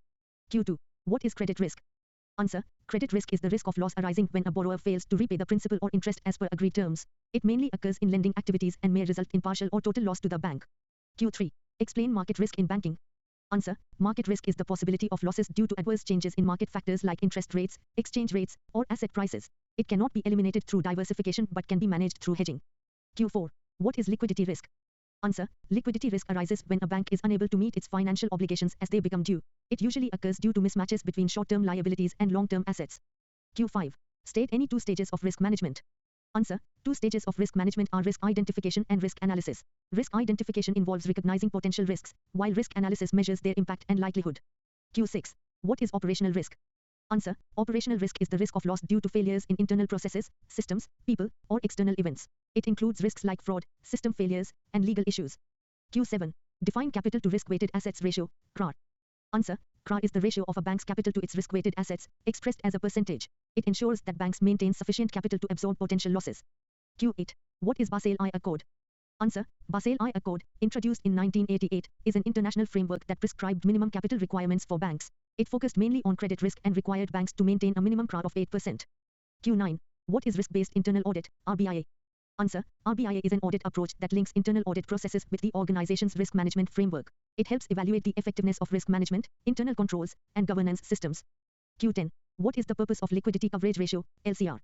Answer. LCR ensures that banks maintain sufficient high-quality liquid assets to meet short-term obligations. It acts as a stress test to help banks withstand short-term liquidity disruptions. Part 3. Case study, 20 marks. Read the case carefully and answer the questions that follow. 5 questions times 2 marks is equal to 20 marks. Case study.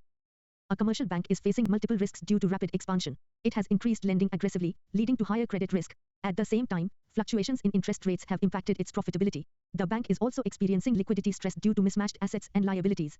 The management decides to adopt Basel III norms and strengthen its internal risk management systems. Questions. Q1. Identify any two types of risks faced by the bank in the above case. Answer. The bank is facing credit risk due to aggressive lending and interest rate risk due to fluctuations affecting profitability. It is also exposed to liquidity risk because of mismatched assets and liabilities. Q2. What is the reason for liquidity risk in this case? Answer. Liquidity risk arises due to a mismatch between the bank's short-term liabilities and long-term assets. This makes it difficult for the bank to meet its obligations as they become due. Q3. How can Basel III help the bank improve its financial stability? Answer. Basel III helps by requiring higher capital adequacy and introducing liquidity standards like LCR and NSFR. These measures improve the bank's ability to absorb losses and manage liquidity effectively. Q4. Suggest any two measures to reduce credit risk. Answer. The bank can adopt stricter credit appraisal and assessment procedures before lending. It can also diversify its loan portfolio to reduce dependence on a single sector or borrower. Q5. What role does risk management play in preventing such situations? Answer. Risk management helps in identifying, analyzing, and controlling risks at an early stage. It ensures that the bank takes informed decisions and maintains financial stability by avoiding excessive risk-taking. Lesson 14. Concept of insurance. Part I. Short answer questions, 40 marks. Answer the following questions in 2 to 3 sentences each, 4 marks each. Q1. Define insurance. Provide a brief definition based on the concept of a contract or arrangement between two parties. Answer. Insurance is a contract or arrangement where one party, the insurer, agrees to compensate another party, the insured, for a specific loss, damage, or injury in return for a payment called a premium. It acts as a risk management tool that provides financial protection against uncertain future events. Q2. What is underwriting? Describe its importance in the insurance process. Answer. Underwriting is the process by which an insurance company evaluates the risk of a potential client to determine if they should be insured and at what cost. It is crucial because it ensures that the premium charged is proportionate to the level of risk, maintaining the financial stability of the insurance pool. Q3. Explain the term sum assured. How does it differ from a premium?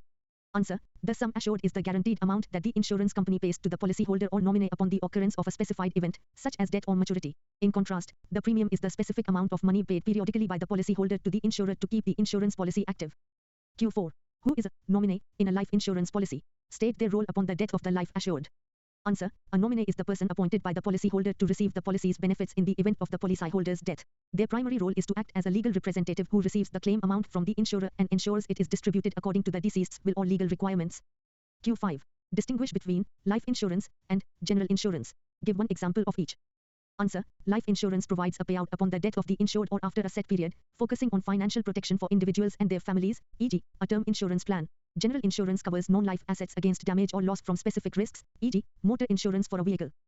Q6. What is the principle of utmost good faith, vera fide?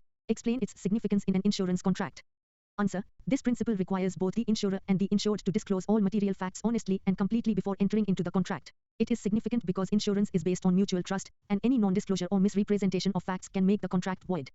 Q7. Define annuity. How is it useful for a policyholder after retirement? Answer. An annuity is an insurance product that provides a series of periodic payments to the insured, usually starting after retirement, in exchange for a lump sum or regular premiums paid earlier. It is useful because it offers a guaranteed regular income stream, helping retirees manage their living expenses when they no longer have a salary. Q8. What are linked insurance products? Mention who bears the investment risk in such products.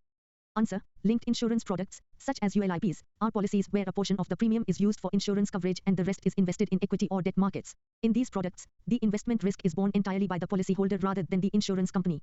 Q9. List any 4 acts that regulate the insurance business in India.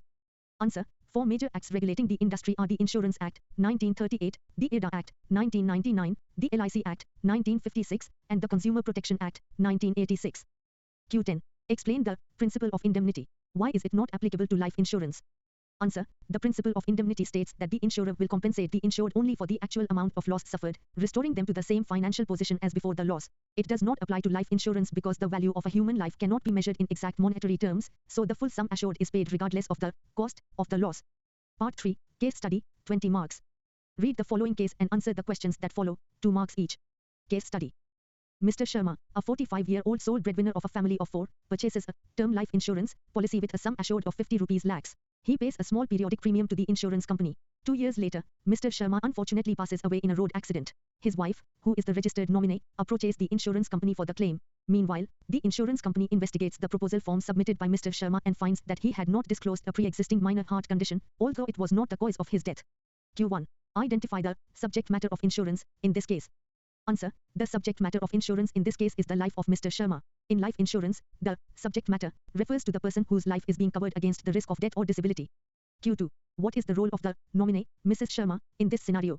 Answer. Mrs. Sharma's role is to act as the legal recipient of the policy benefits upon the death of the life assured. She is responsible for filing the claim with the insurance company and receiving the sum assured of 50 rupees lakhs to provide financial support for the family. Q3. Explain the concept of risk transfer as seen in Mr. Sharma's decision to buy the policy. Answer. Risk transfer occurs when Mr. Sharma shifts the potential financial burden of his untimely death from his family to the insurance company. By paying a small periodic premium, he ensures that the insurer bears the large financial risk of losing the family's primary income. Q4. Discuss the impact of the principle of utmost good faith regarding Mr. Sharma's non-disclosure. Answer. This principle requires the insured to disclose all material facts, such as a pre-existing heart condition, which could influence the insurer's decision to provide cover. Mr. Sharma's failure to disclose this condition is a breach of this principle, as he did not provide a full and honest representation of his health risks. Q5. Can the insurance company legally avoid the contract based on concealment? Briefly explain why or why not. Answer. Yes, the insurance company can potentially avoid the contract because the non-disclosure of a heart condition is considered material concealment of a fact that affects the risk assessment. Even though the heart condition did not cause the accidental death, the breach of the principle of utmost good faith at the time of inception often gives the insurer the legal right to void the policy. Lesson 15. Regulatory framework in insurance. Part I. Short answer questions, 40 marks.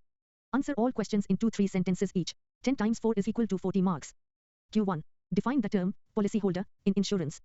Answer. A policyholder is a person or entity who purchases an insurance policy and pays the premium to the insurer. In return, they receive financial protection against specified risks. They are also referred to as the insured.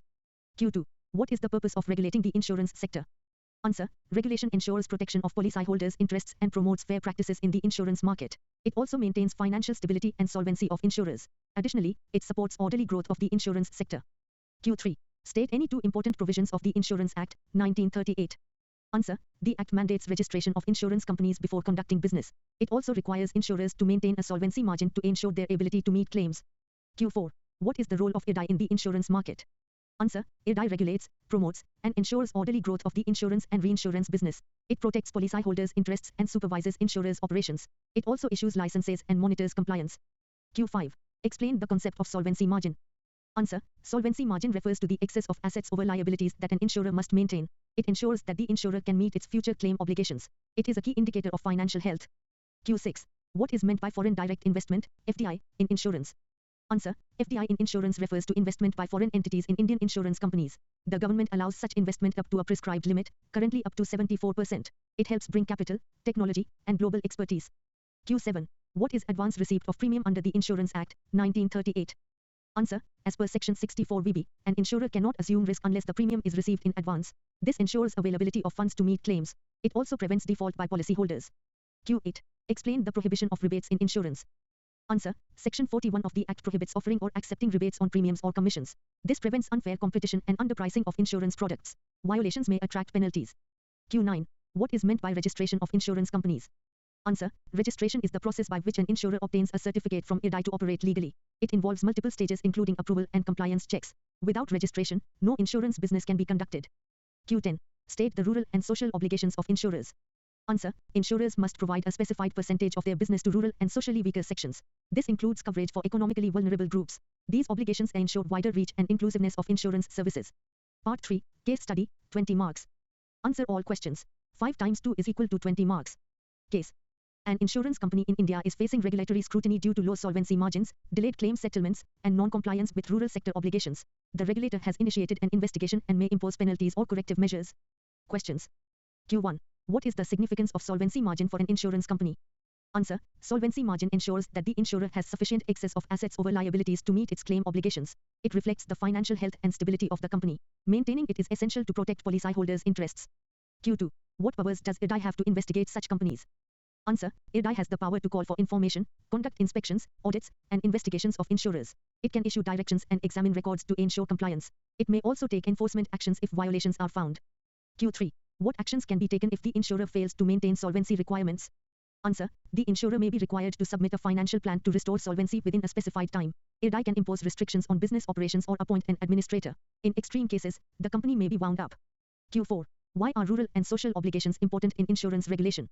Answer. These obligations ensure that insurance services reach rural areas and economically weaker sections of society. They promote inclusive growth and wider risk coverage. This helps achieve social welfare objectives of the government. Q5. What corrective measures can the insurer take to comply with regulations? Answer. The insurer can improve capital adequacy to restore solvency margins. It should streamline claim settlement processes and enhance compliance with rural obligations. Strengthening internal controls and governance will also help meet regulatory requirements. Lesson 16. Life Insurance. Part I. Short answer questions, 40 marks. Answer all questions in 2-3 sentences each. Each question carries 4 marks. Q1. Define life insurance and explain its basic purpose. Answer. Life insurance is a contract where the insurer promises to pay a specified sum of money on the death of the insured or after a certain period. Its basic purpose is to provide financial protection and security to the family of the insured against uncertainties of life. Q2. What is meant by premium in life insurance? Answer. Premium is the amount paid by the policyholder to the insurer in exchange for insurance coverage. It is usually paid periodically, monthly, quarterly, yearly, or as a single payment. Q3. Explain the concept of bonus in life insurance policies. Answer. Bonus is an additional amount paid by the insurer to policyholders of participating policies out of profits. It is usually declared annually and added to the sum assured. Q4. What is a policy lapse? Answer. A policy lapse occurs when the policyholder fails to pay the premium even after the grace period. In such cases, the insurance coverage and benefits are temporarily discontinued. Q5. Define policy revival. Answer. Policy revival is the process of reinstating a lapsed policy by paying overdue premiums along with interest and fulfilling required conditions. It restores the original benefits of the policy. Q6. What is underwriting in life insurance? Answer. Underwriting is the process of evaluating the risk involved in insuring a person. Based on this assessment, the insurer decides whether to accept the proposal and determines the premium. Q7. Explain the term nomination in insurance.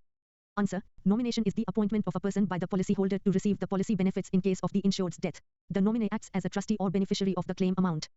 Q8. What is meant by assignment of a policy? Answer. Assignment refers to the transfer of rights and ownership of a life insurance policy from the policyholder to another person. It can be done for consideration or out of love and affection. Q9. Define surrender value of a policy. Answer. Surrender value is the amount payable to the policyholder when the policy is voluntarily terminated before maturity. It is usually available after the policy has run for a minimum period. Q10. What is group insurance? Answer. Group insurance is a single insurance policy that covers a group of individuals under one contract, such as employees of a company. It provides insurance at lower cost due to risk being spread across the group. Part 3. Case study, 20 marks. Read the case carefully and answer all questions. Each question carries 2 marks. Case study. Mr. Sharma purchased a life insurance policy for 10 rupees lakh with annual premium payments. After paying premiums regularly for 3 years, he stopped paying due to financial difficulties. The policy lapsed. After 2 years, he decided to revive the policy. Unfortunately, he passed away shortly after revival. His nominee filed a claim with the insurance company. Questions. Q1. What is meant by policy lapse in this case? Answer. Policy lapse means the insurance policy becomes inactive when the policyholder fails to pay premiums even after the grace period. In this case, Mr. Sharma stopped paying premiums after 3 years, so his policy lapsed and coverage was discontinued. Q2. Can the policy be revived after lapse? Explain briefly. Answer. Yes, a lapsed policy can be revived within a specified period, generally up to 3 years. Mr. Sharma revived the policy by paying overdue premiums and fulfilling required conditions. Q3. What conditions are generally required for revival of a policy? Answer. Revival requires payment of all unpaid premiums along with interest. The policyholder may also need to submit a declaration of good health and, in some cases, undergo a medical examination.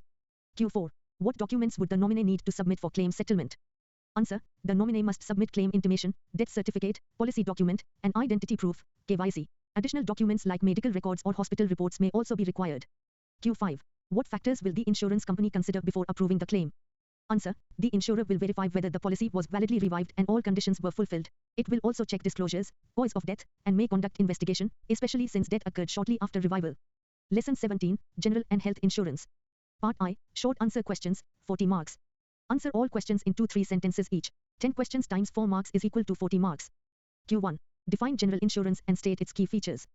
Answer. General insurance refers to all types of insurance other than life insurance, covering risks like fire, theft, accident, and health. It protects the insured against financial loss by compensating for damages.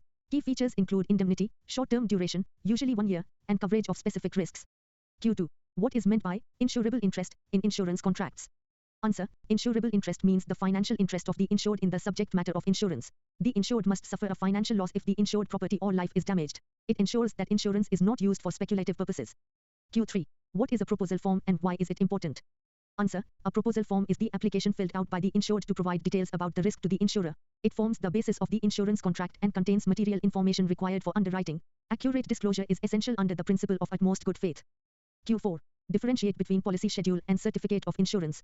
Answer. A policy schedule is a detailed document forming part of the insurance contract, containing terms, conditions, and coverage details. A certificate of insurance is a simpler document providing proof that insurance coverage exists. It is commonly used in motor and marine insurance and contains limited information. Q5. What is a cover note? State its validity period. Answer. A cover note is a temporary document issued as proof of insurance before the actual policy is issued. It confirms that coverage is in force. Its validity is usually up to 60 days from the date of issue. Q6. Explain the concept of underwriting in general insurance. Answer. Underwriting is the process of evaluating risks and deciding whether to accept or reject an insurance proposal. It involves risk classification and determining appropriate premium rates. The objective is to ensure profitability and avoid adverse selection. Q7. What are warranties in an insurance contract? Answer. Warranties are conditions or promises made by the insured regarding certain facts or actions. They must be strictly complied with, failing which the insurer may deny a claim. They help reduce the chances of loss. Q8. Name any 4 types of general insurance products. Answer. 4 types of general insurance products are fire insurance, marine insurance, motor insurance, liability insurance. Q9. What is health insurance? State its basic objective. Answer. Health insurance is a contract where the insurer covers medical expenses incurred by the insured. It provides financial protection against rising healthcare costs. Its basic objective is to ensure access to quality healthcare without financial burden. Q10. What is meant by deductible and copayment in health insurance? Answer. A deductible is the amount the insured must pay before the insurer starts covering expenses. A copayment is a fixed portion of the medical cost that the insured pays for each service. Both help in sharing the cost between insurer and insured. Part 3. Case study, 20 marks. Answer all questions. 5 questions times 4 marks is equal to 20 marks. Case study. Mr. Sharma purchased a health insurance policy for his family. After a few months, his wife required hospitalization due to illness. He opted for treatment in a network hospital and used the cashless facility. However, part of the expenses was not covered by the insurer. Meanwhile, Mr. Sharma also owns a car insured under a motor insurance policy. Recently, his car met with an accident, and he filed a claim. Q1. What is meant by cashless health insurance facility? Answer. Cashless health insurance facility allows the insured to receive treatment at network hospitals without paying upfront. The insurance company directly settles the hospital bills with the hospital. The insured only pays for non-covered expenses, if any. Q2. Why are some medical expenses not covered under a health insurance policy? Answer. Some expenses are not covered due to policy exclusions, limits, or conditions such as deductibles and copayments. Costs like non-medical items, taxes, or treatments not included in the policy are excluded. Also, expenses exceeding the sum insured must be borne by the insured. Q3. Explain the steps involved in health insurance claim settlement. Answer. First, the insured seeks treatment at a network hospital and the hospital informs the insurer for approval. The insurer verifies details and authorizes treatment under the policy. After treatment, the insurer settles the claim directly, cashless, or reimburses the insured after document submission. Q4. What documents are required for motor insurance claim settlement? Answer. The insured must submit the claim form, registration certificate, RC, driving license, and FIR, in case of major accidents. Repair bills, receipts, and surveyor's report are also required. These documents help the insurer verify and process the claim. Q5. What role does a surveyor play in claim settlement? Answer. A surveyor assesses the extent and cause of damage after a loss occurs. They estimate the amount of loss and verify whether it is covered under the policy. Their report helps the insurer decide the claim amount and settlement. Q3. Define the following. Reinstatement value. Answer. Reinstatement value refers to the cost of replacing or restoring damaged property with a new one of similar kind and quality. It ensures that the insured is compensated based on replacement cost rather than depreciated value. It is commonly used in fire insurance policies. Cover note. Answer. A cover note is a temporary document issued by the insurer as proof of insurance coverage before the final policy is issued. It confirms that the risk is covered for a short period. It is generally valid for up to 60 days. Certificate of insurance. Answer. A certificate of insurance is a document that provides evidence that an insurance policy exists. It contains basic details of the coverage but is less detailed than the full policy. It is commonly used in motor and marine insurance. Endorsement. Answer. An endorsement is a written amendment made to an existing insurance policy. It reflects changes such as alteration in coverage, sum insured, or personal details. It becomes a part of the original insurance contract. Underinsurance. Answer. Underinsurance occurs when the sum insured is less than the actual value of the insured property. In such cases, the insured may receive only partial compensation for the loss. It may also lead to application of the average clause during claim settlement. Underwriting.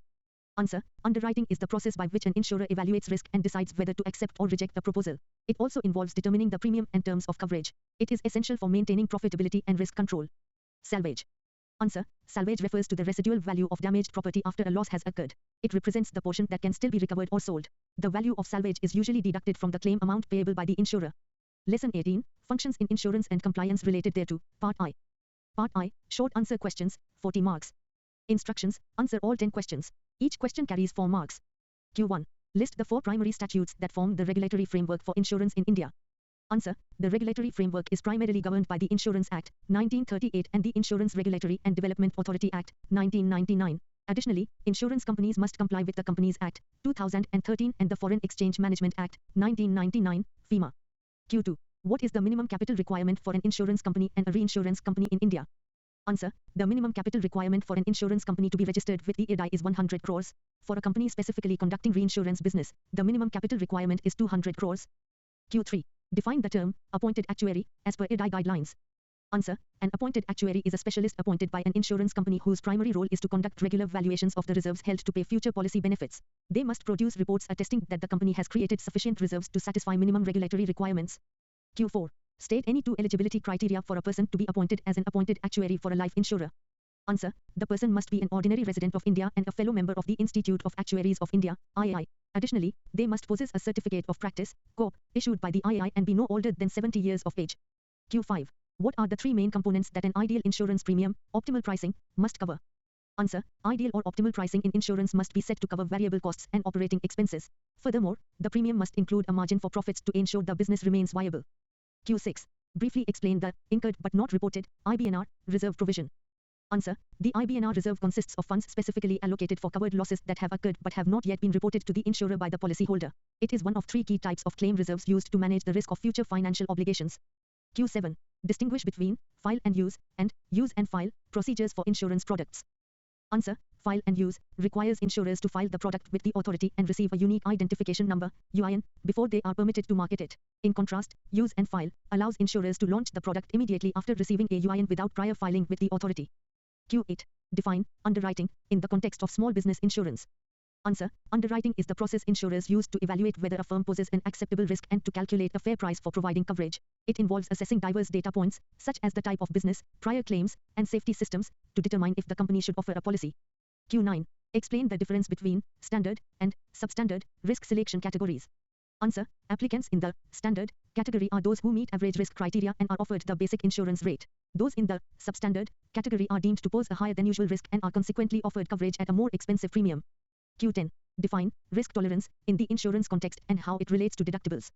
Answer. Risk tolerance is the willingness of an organization or individual to incur potential risk in exchange for a future reward or benefit. In insurance, this is often demonstrated by a policyholder's willingness to accept higher deductibles or self-insured retentions, SIRS, in exchange for lower premium payments. Part 3. Case study, 20 marks. Instructions. Read the scenario below and answer the 5 questions that follow. Each question carries 4 marks. Scenario. Secure Life Insurance Co. is planning to launch a new digital-only health insurance product for the Gen Z demographic in metropolitan areas. The company has appointed a new actuary to oversee the product's financial health. During the design phase, the team is debating whether to use a use and file procedure. Simultaneously, the marketing department wants to offer significant, good student, and low mileage discounts to attract young professionals. Questions. Q1. Based on the product design principles, identify 2 significant factors Secure Life should consider when defining the target market for this specific demographic. Answer. Secure Life should focus on consumer segmentation to anticipate the return on investment and ensure the product features align with the specific needs of urban Gen Z. They must also evaluate eligibility constraints such as age and health status, as these are critical for tailoring digital-only health coverage. Q2. If the actuary discovers that the proposed premium is inadequate to cover future claims, what specific duty must they perform regarding the board and the IRDAI? Answer. The appointed actuary must report this material risk to the board and provide recommendations for rectifying the company's solvency position. If the insurer fails to take necessary steps to fix the situation, the actuary is further obligated to inform the authority, IRDAI, directly. Q3. Explain the integration step of the product development process that Secure Life must conduct before the digital platform goes live. Answer. During this step, the company must perform system integration testing to ensure the digital platform and its subsystems adhere to all specifications. Depending on the product's complexity, this includes vital checks for security, compliance, performance, and accessibility. Q4. How do the proposed good student and low mileage discounts reflect the company's assessment of risk selection? Answer. These discounts categorize applicants into preferred or low-risk groups, where individuals with responsible habits are offered premium discounts. By identifying better risks, such as students with high grades or drivers with low exposure, the insurer aims to improve its overall claims experience. Q5. If Secure Life decides to set up an independent insurance self-network platform, ISNP, for this product, what is the application form name and the non-refundable fee required? Answer. To establish an independent internet e-commerce platform, the company must apply using Form ISNP-1. Along with this application, the insurer is required to pay a non-refundable fee of 10,000 rupees to the authority. Lesson 19. Functions in insurance and compliance related thereto. Part 2. Part I. Short answer questions, 40 marks. Instructions. Answer all questions. Each question carries 4 marks. Q1. Direct versus indirect channels. Define the primary difference between direct and indirect distribution channels in insurance. Answer. Direct channels involve the insurance company selling policies directly to customers through its own employees, website, or branches without intermediaries. In contrast, indirect channels utilize third-party intermediaries like agents, brokers, or banks to reach and sell to the end consumer. Q2. Individual agent role. Briefly describe the responsibilities of an individual agent after an insurance policy is sold. Answer. After a policy is sold, an individual agent is responsible for providing ongoing policy service, such as assisting with renewals and updating contact details. They also act as a vital link during the claims process, helping the policyholder or their nominees gather the necessary documentation for a settlement. Q3. Corporate agency. Explain how a corporate entity, such as a bank, leverages its existing brand to market insurance products. Answer. A corporate entity like a bank uses its established reputation and large customer database to build trust for the insurance products it recommends. By integrating insurance offerings into their existing service portfolio, they provide a one-stop shop experience that leverages their brand's credibility. Q4. Direct broker. What are the three specific subcategories of a direct broker registered with the IRDAI? Answer. Direct brokers registered with the IRDAI are classified into three specific subcategories: life, general, or composite. These categories define whether the broker is authorized to handle life insurance, non-life insurance, or both types of business simultaneously. Q5. Post-authorization. List 4 life insurance products that a point of salesperson, POSP, is permitted to sell.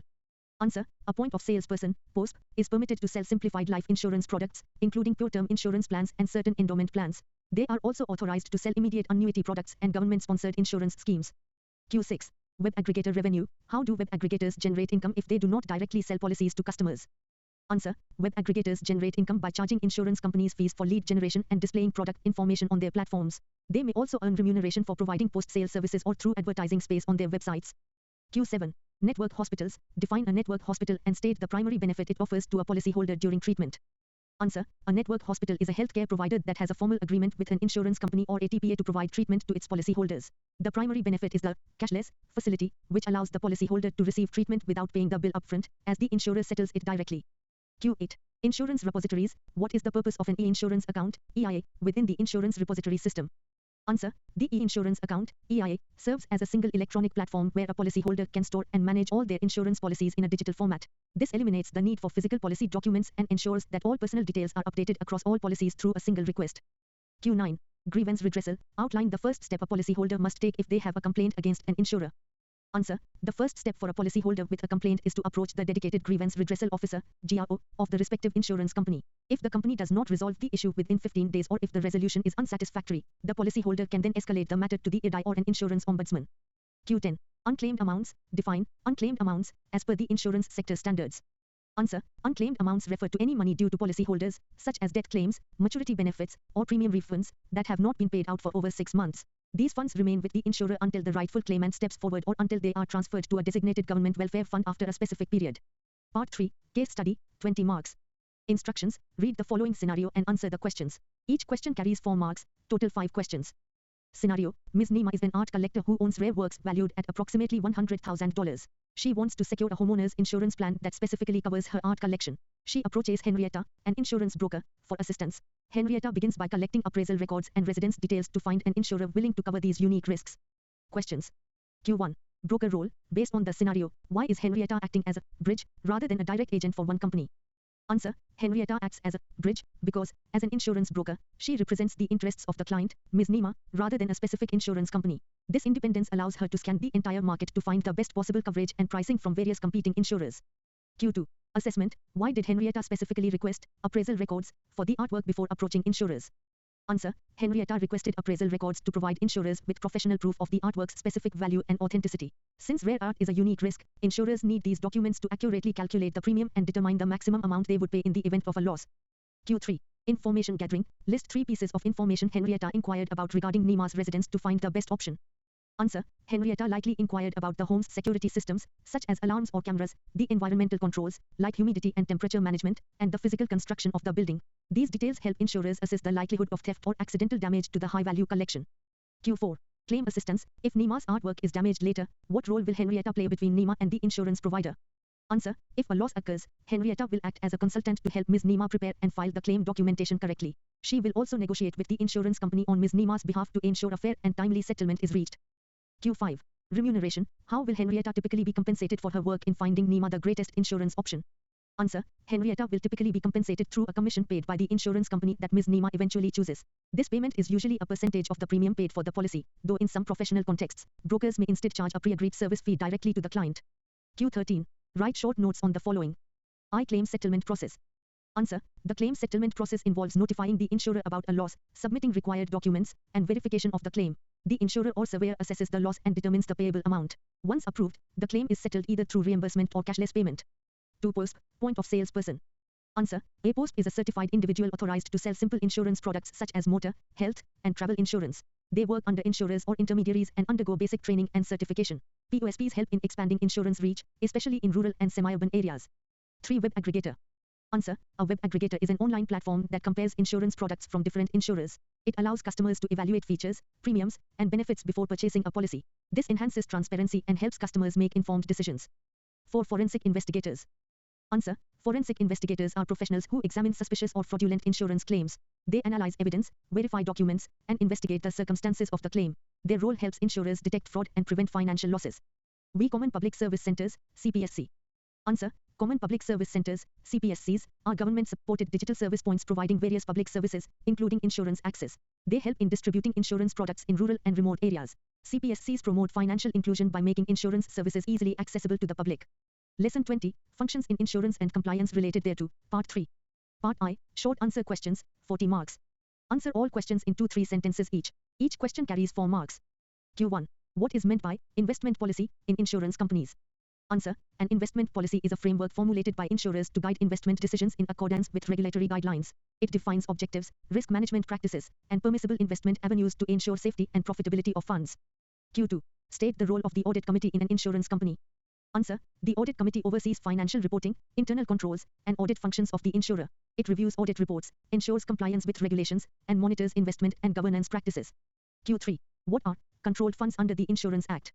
Answer. Controlled funds refer to funds of an insurer that must be invested as per regulatory norms under the Insurance Act, 1938. These funds are subject to restrictions to ensure safety, liquidity, and protection of policyholders' interests. Q4. Define stewardship responsibilities of insurers. Answer. Stewardship responsibilities involve monitoring and engaging with investee companies to enhance value for policyholders. It includes activities like governance oversight, voting, and managing investments responsibly. Q5. What is meant by conflict of interest in investment activities? Answer. A conflict of interest arises when the insurer's interests differ from those of policyholders or beneficiaries. Insurers must identify such situations and implement policies to manage them transparently and fairly. Q6. Explain the concept of monitoring investee companies. Answer. Monitoring investee companies involves regularly assessing their performance, governance, and risk factors. Insurers track financial and operational aspects to ensure their investments remain secure and profitable. Q7. What is the purpose of actuarial valuation in life insurance? Answer. Actuarial valuation determines the insurer's liability towards policyholders by estimating future claims and obligations. It ensures that sufficient funds are maintained to meet future commitments. Q8. Define acquisition cost in insurance business. Answer. Acquisition cost refers to expenses incurred in obtaining new or renewal insurance contracts. These include commissions and other costs directly related to policy issuance and are expensed in the period incurred. Q9. What are contingent liabilities in financial statements? Answer. Contingent liabilities are potential obligations that may arise depending on the outcome of future events. These are disclosed in financial statements to ensure transparency but are not recognized as actual liabilities. Q10. State the importance of solvency margin for insurers. Answer. Solvency margin ensures that insurers maintain adequate financial strength to meet policyholder obligations. It acts as a safeguard against unexpected losses and promotes stability in the insurance sector. Part 3. Case study, 20 marks. Read the case carefully and answer the following questions. Each question carries 2 marks. Case. An insurance company has recently observed deviations in its investment performance and increasing claims ratio. The audit committee has raised concerns regarding weak monitoring of investee companies and lack of proper disclosure in financial statements. The company is now planning to strengthen its stewardship policy, improve internal audit mechanisms, and ensure better compliance with regulatory guidelines. Questions. Q1. Identify one key issue related to investment management in the case. Answer. A key issue is the weak monitoring of investee companies, which has led to deviations in investment performance. This reflects inadequate oversight and ineffective investment management practices. Q2. What role can the audit committee play in improving compliance? Answer. The audit committee can strengthen compliance by reviewing audit reports, ensuring adherence to regulatory norms, and improving internal control systems. It also ensures transparency and accuracy in financial reporting. Q3. Suggest one measure to improve monitoring of investee companies. Answer. The company should implement a structured monitoring system with periodic performance reviews of investee companies. This should include evaluation of financial performance, governance, and risk factors. Q4. Why are proper disclosures important in financial statements? Answer. Proper disclosures ensure transparency and help stakeholders assess the financial position and risks of the insurer. They also ensure regulatory compliance and build trust among policyholders. Q5. Suggest one corrective step to control rising claims ratio. Answer. The insurer can strengthen underwriting standards to reduce high-risk policies. Additionally, improving claims assessment and fraud detection can help control the claims ratio. Lesson 21, Functions in Insurance and Compliance related thereto, Part 4. Part I, Short Answer Questions, 40 marks. Answer all questions in 2-3 sentences each. Each question carries 4 marks. Q1. Define reinsurance and explain its importance in insurance business. Answer. Reinsurance is an arrangement where an insurer transfers a portion of its risk to another insurer, reinsurer. It helps in reducing risk exposure, stabilizing financial results, and increasing the insurer's capacity to underwrite large risks. Q2. What is meant by quota share reinsurance? Answer. Quota share reinsurance is a type of proportional reinsurance where a fixed percentage of risk, premium, and losses is shared between the insurer and reinsurer. For example, if 35% is ceded, the reinsurer receives 35% premium and pays 35% of losses. Q3. Distinguish between proportional and non-proportional reinsurance. Answer. In proportional reinsurance, the insurer and reinsurer share premiums and losses in an agreed ratio. In non-proportional reinsurance, the reinsurer pays only when losses exceed a specified retention limit, without sharing premiums proportionately. Q4. What is facultative reinsurance? Answer. Facultative reinsurance is a type of reinsurance where each risk is individually negotiated and accepted by the reinsurer. It is mainly used for specific or high-value risks that are not covered under treaty agreements. Q5. Explain the concept of retention in reinsurance. Answer. Retention refers to the portion of risk that the primary insurer keeps for itself without transferring it to a reinsurer. It represents the insurer's capacity to bear losses and is a key factor in designing reinsurance arrangements. Q6. What is excess of loss reinsurance?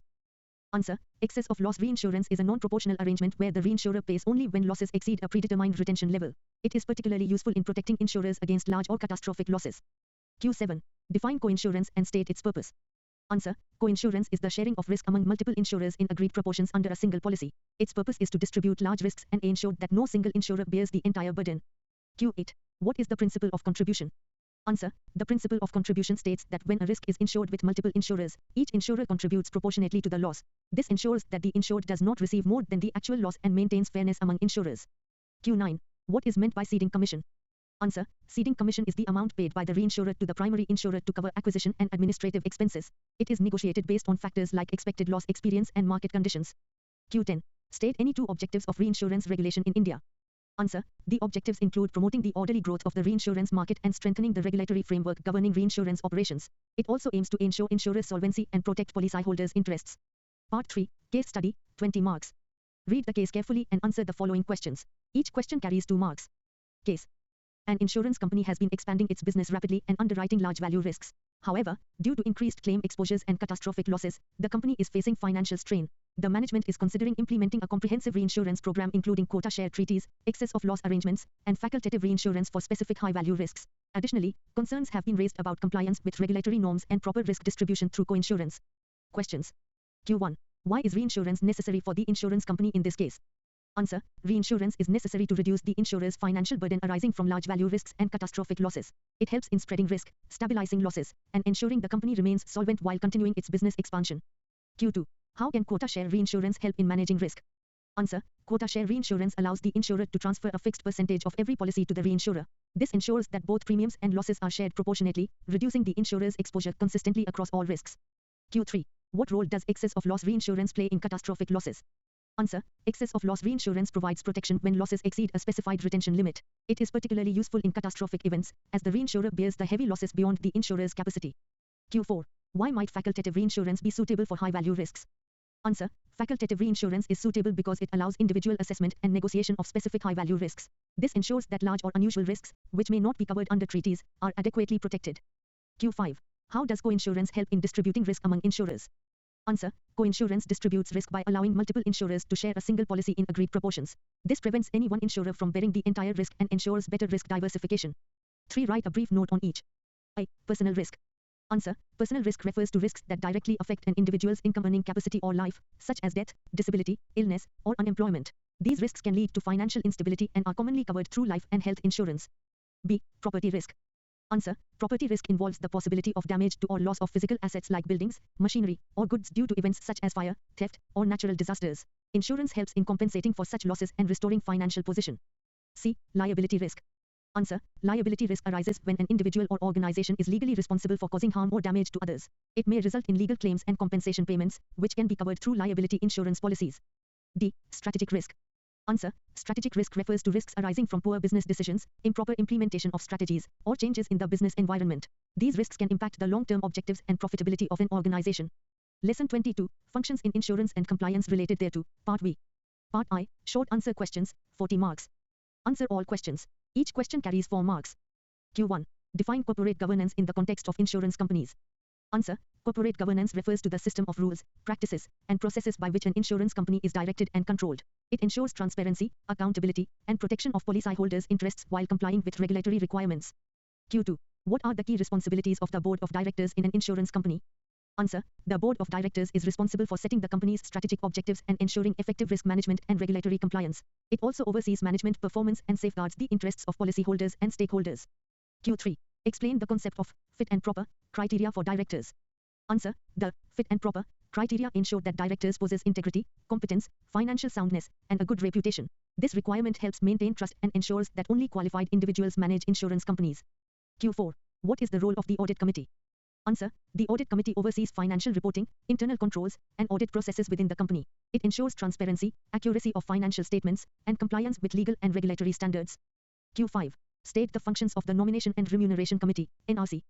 Answer. The NRC is responsible for identifying qualified individuals for board positions and senior management roles. It also determines remuneration policies to ensure fair compensation aligned with performance and regulatory guidelines. Q6. What is a compliance management framework? Answer. A compliance management framework is a structured system to ensure that the company adheres to all applicable laws, regulations, and internal policies. It includes monitoring, reporting, and corrective mechanisms to manage compliance risks. Q7. Briefly explain AML, anti-money laundering, in insurance. Answer. AML refers to measures taken to prevent the use of insurance products for money laundering activities. It involves customer due diligence, transaction monitoring, and reporting suspicious activities to authorities. Q8. What is PMLA and its relevance to insurance companies? Answer. The Prevention of Money Laundering Act, PMLA, is a law aimed at preventing and controlling money laundering activities. Insurance companies must comply with PMLA by implementing AML procedures and reporting suspicious transactions. Q9. Define the role of key managerial personnel, KMPs. Answer. KMPs are senior executives responsible for the day-to-day management and decision-making of the company. They ensure implementation of board policies, regulatory compliance, and efficient operations. Q10. What is outsourcing in insurance and why is it regulated? Answer. Outsourcing in insurance involves delegating certain business activities to third-party service providers. It is regulated to ensure data security, service quality, and that the insurer remains accountable for outsourced functions. Part 3. Case study, 20 marks. Read the case carefully and answer all questions. Each question carries 2 marks. Case study. An insurance company faced regulatory scrutiny due to lapses in compliance reporting, weak internal controls, and failure to detect suspicious transactions. The board had delegated responsibilities, but oversight was ineffective. The company also outsourced certain operations without proper monitoring. Questions. Q1. Identify 2 major governance failures in the case. Answer. 2 major governance failures are weak internal controls and ineffective oversight by the board. Additionally, failure to detect suspicious transactions indicates poor compliance monitoring. Q2. Which committee should have detected compliance lapses? Answer. The audit committee should have detected the compliance lapses through its oversight of internal controls and financial reporting. The Risk Management Compliance Committee also shares responsibility for monitoring such risks. Q3. What role does AML compliance play in this scenario? Answer. AML compliance is crucial for detecting and reporting suspicious transactions. In this case, failure in AML systems led to regulatory scrutiny and increased risk of financial crime. Q4. How could outsourcing risks have been mitigated? Answer. Outsourcing risks could have been mitigated through proper due diligence, clear contracts, and continuous monitoring of service providers. Strong internal controls and accountability mechanisms should also have been in place. Q5. What corrective actions should the board take immediately? Answer. The board should strengthen internal controls, improve compliance systems, and ensure effective oversight. It should also review outsourcing arrangements and take corrective action against lapses. Lesson 23, Inspection, Investigation, Penalty and Appellate Procedure. Part I, Short answer questions, 40 marks. Answer in 2-3 sentences each. Each question carries 4 marks. Q1. What is meant by inspection in the insurance sector? Answer. Inspection refers to the systematic examination of the books, records, and operations of insurance companies by regulatory authorities like IRDAI. Its purpose is to ensure compliance with regulations, assess financial soundness, and verify proper functioning. Q2. Define investigation and state its purpose in insurance regulation.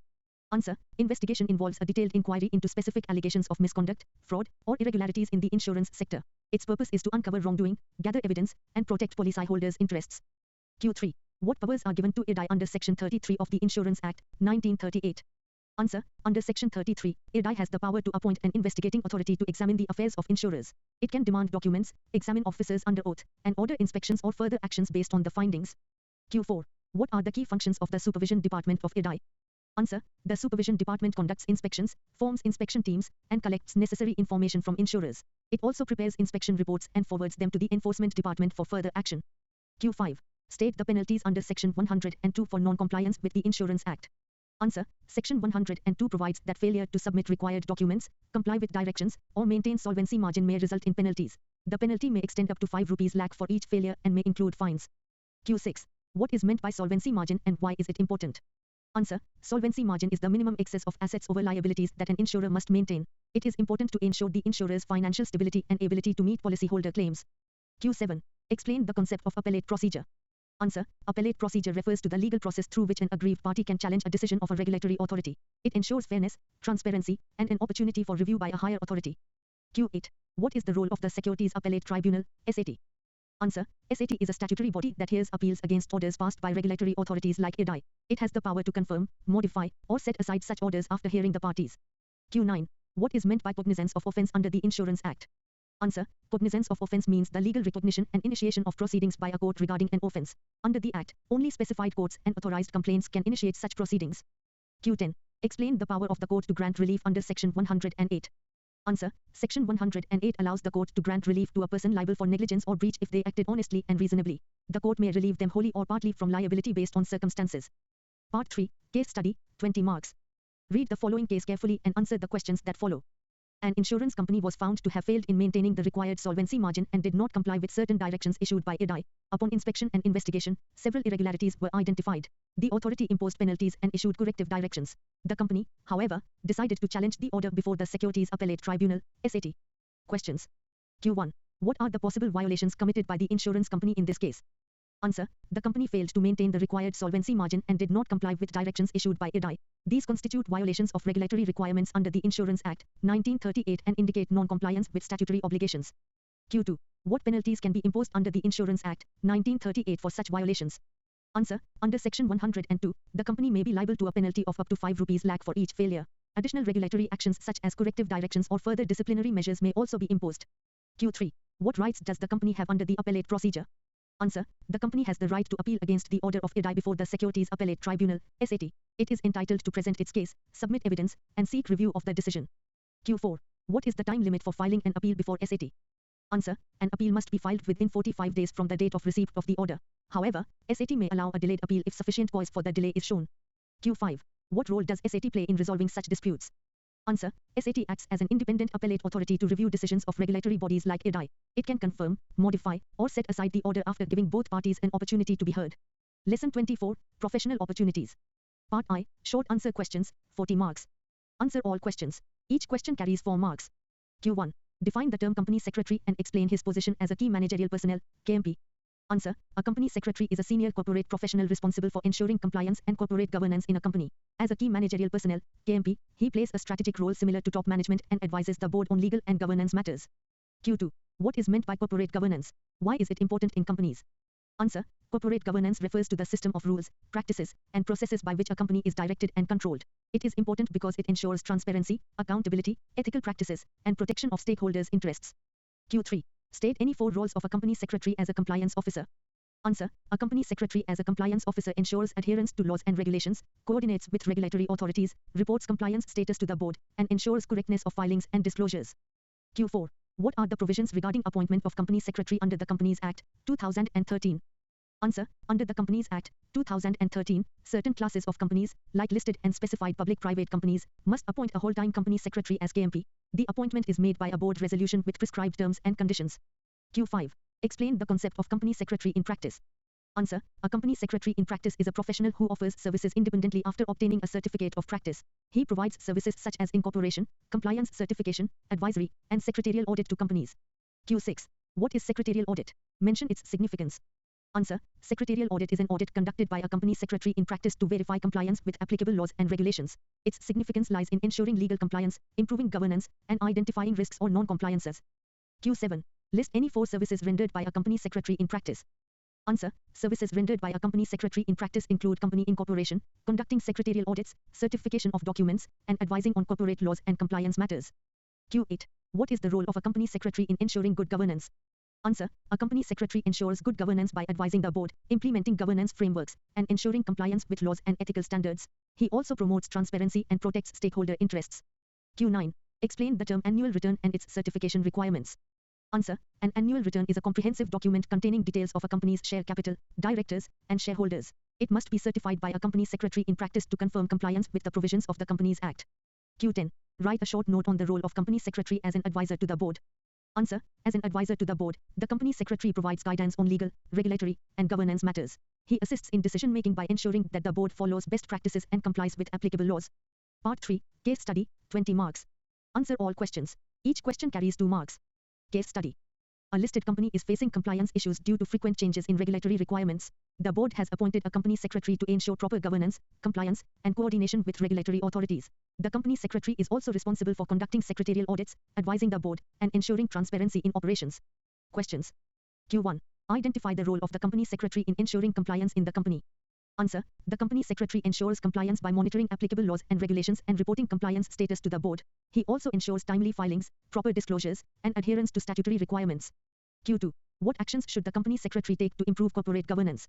Answer. The company secretary can improve corporate governance by implementing strong compliance frameworks and advising the board on best governance practices. He should also promote ethical standards and ensure proper documentation and disclosures. Q3. How can secretarial audit help the company in this situation? Answer. Secretarial audit helps by identifying non-compliances and gaps in legal adherence. It ensures that the company follows all applicable laws and improves overall governance and risk management. Q4. Explain the importance of coordination with regulatory authorities.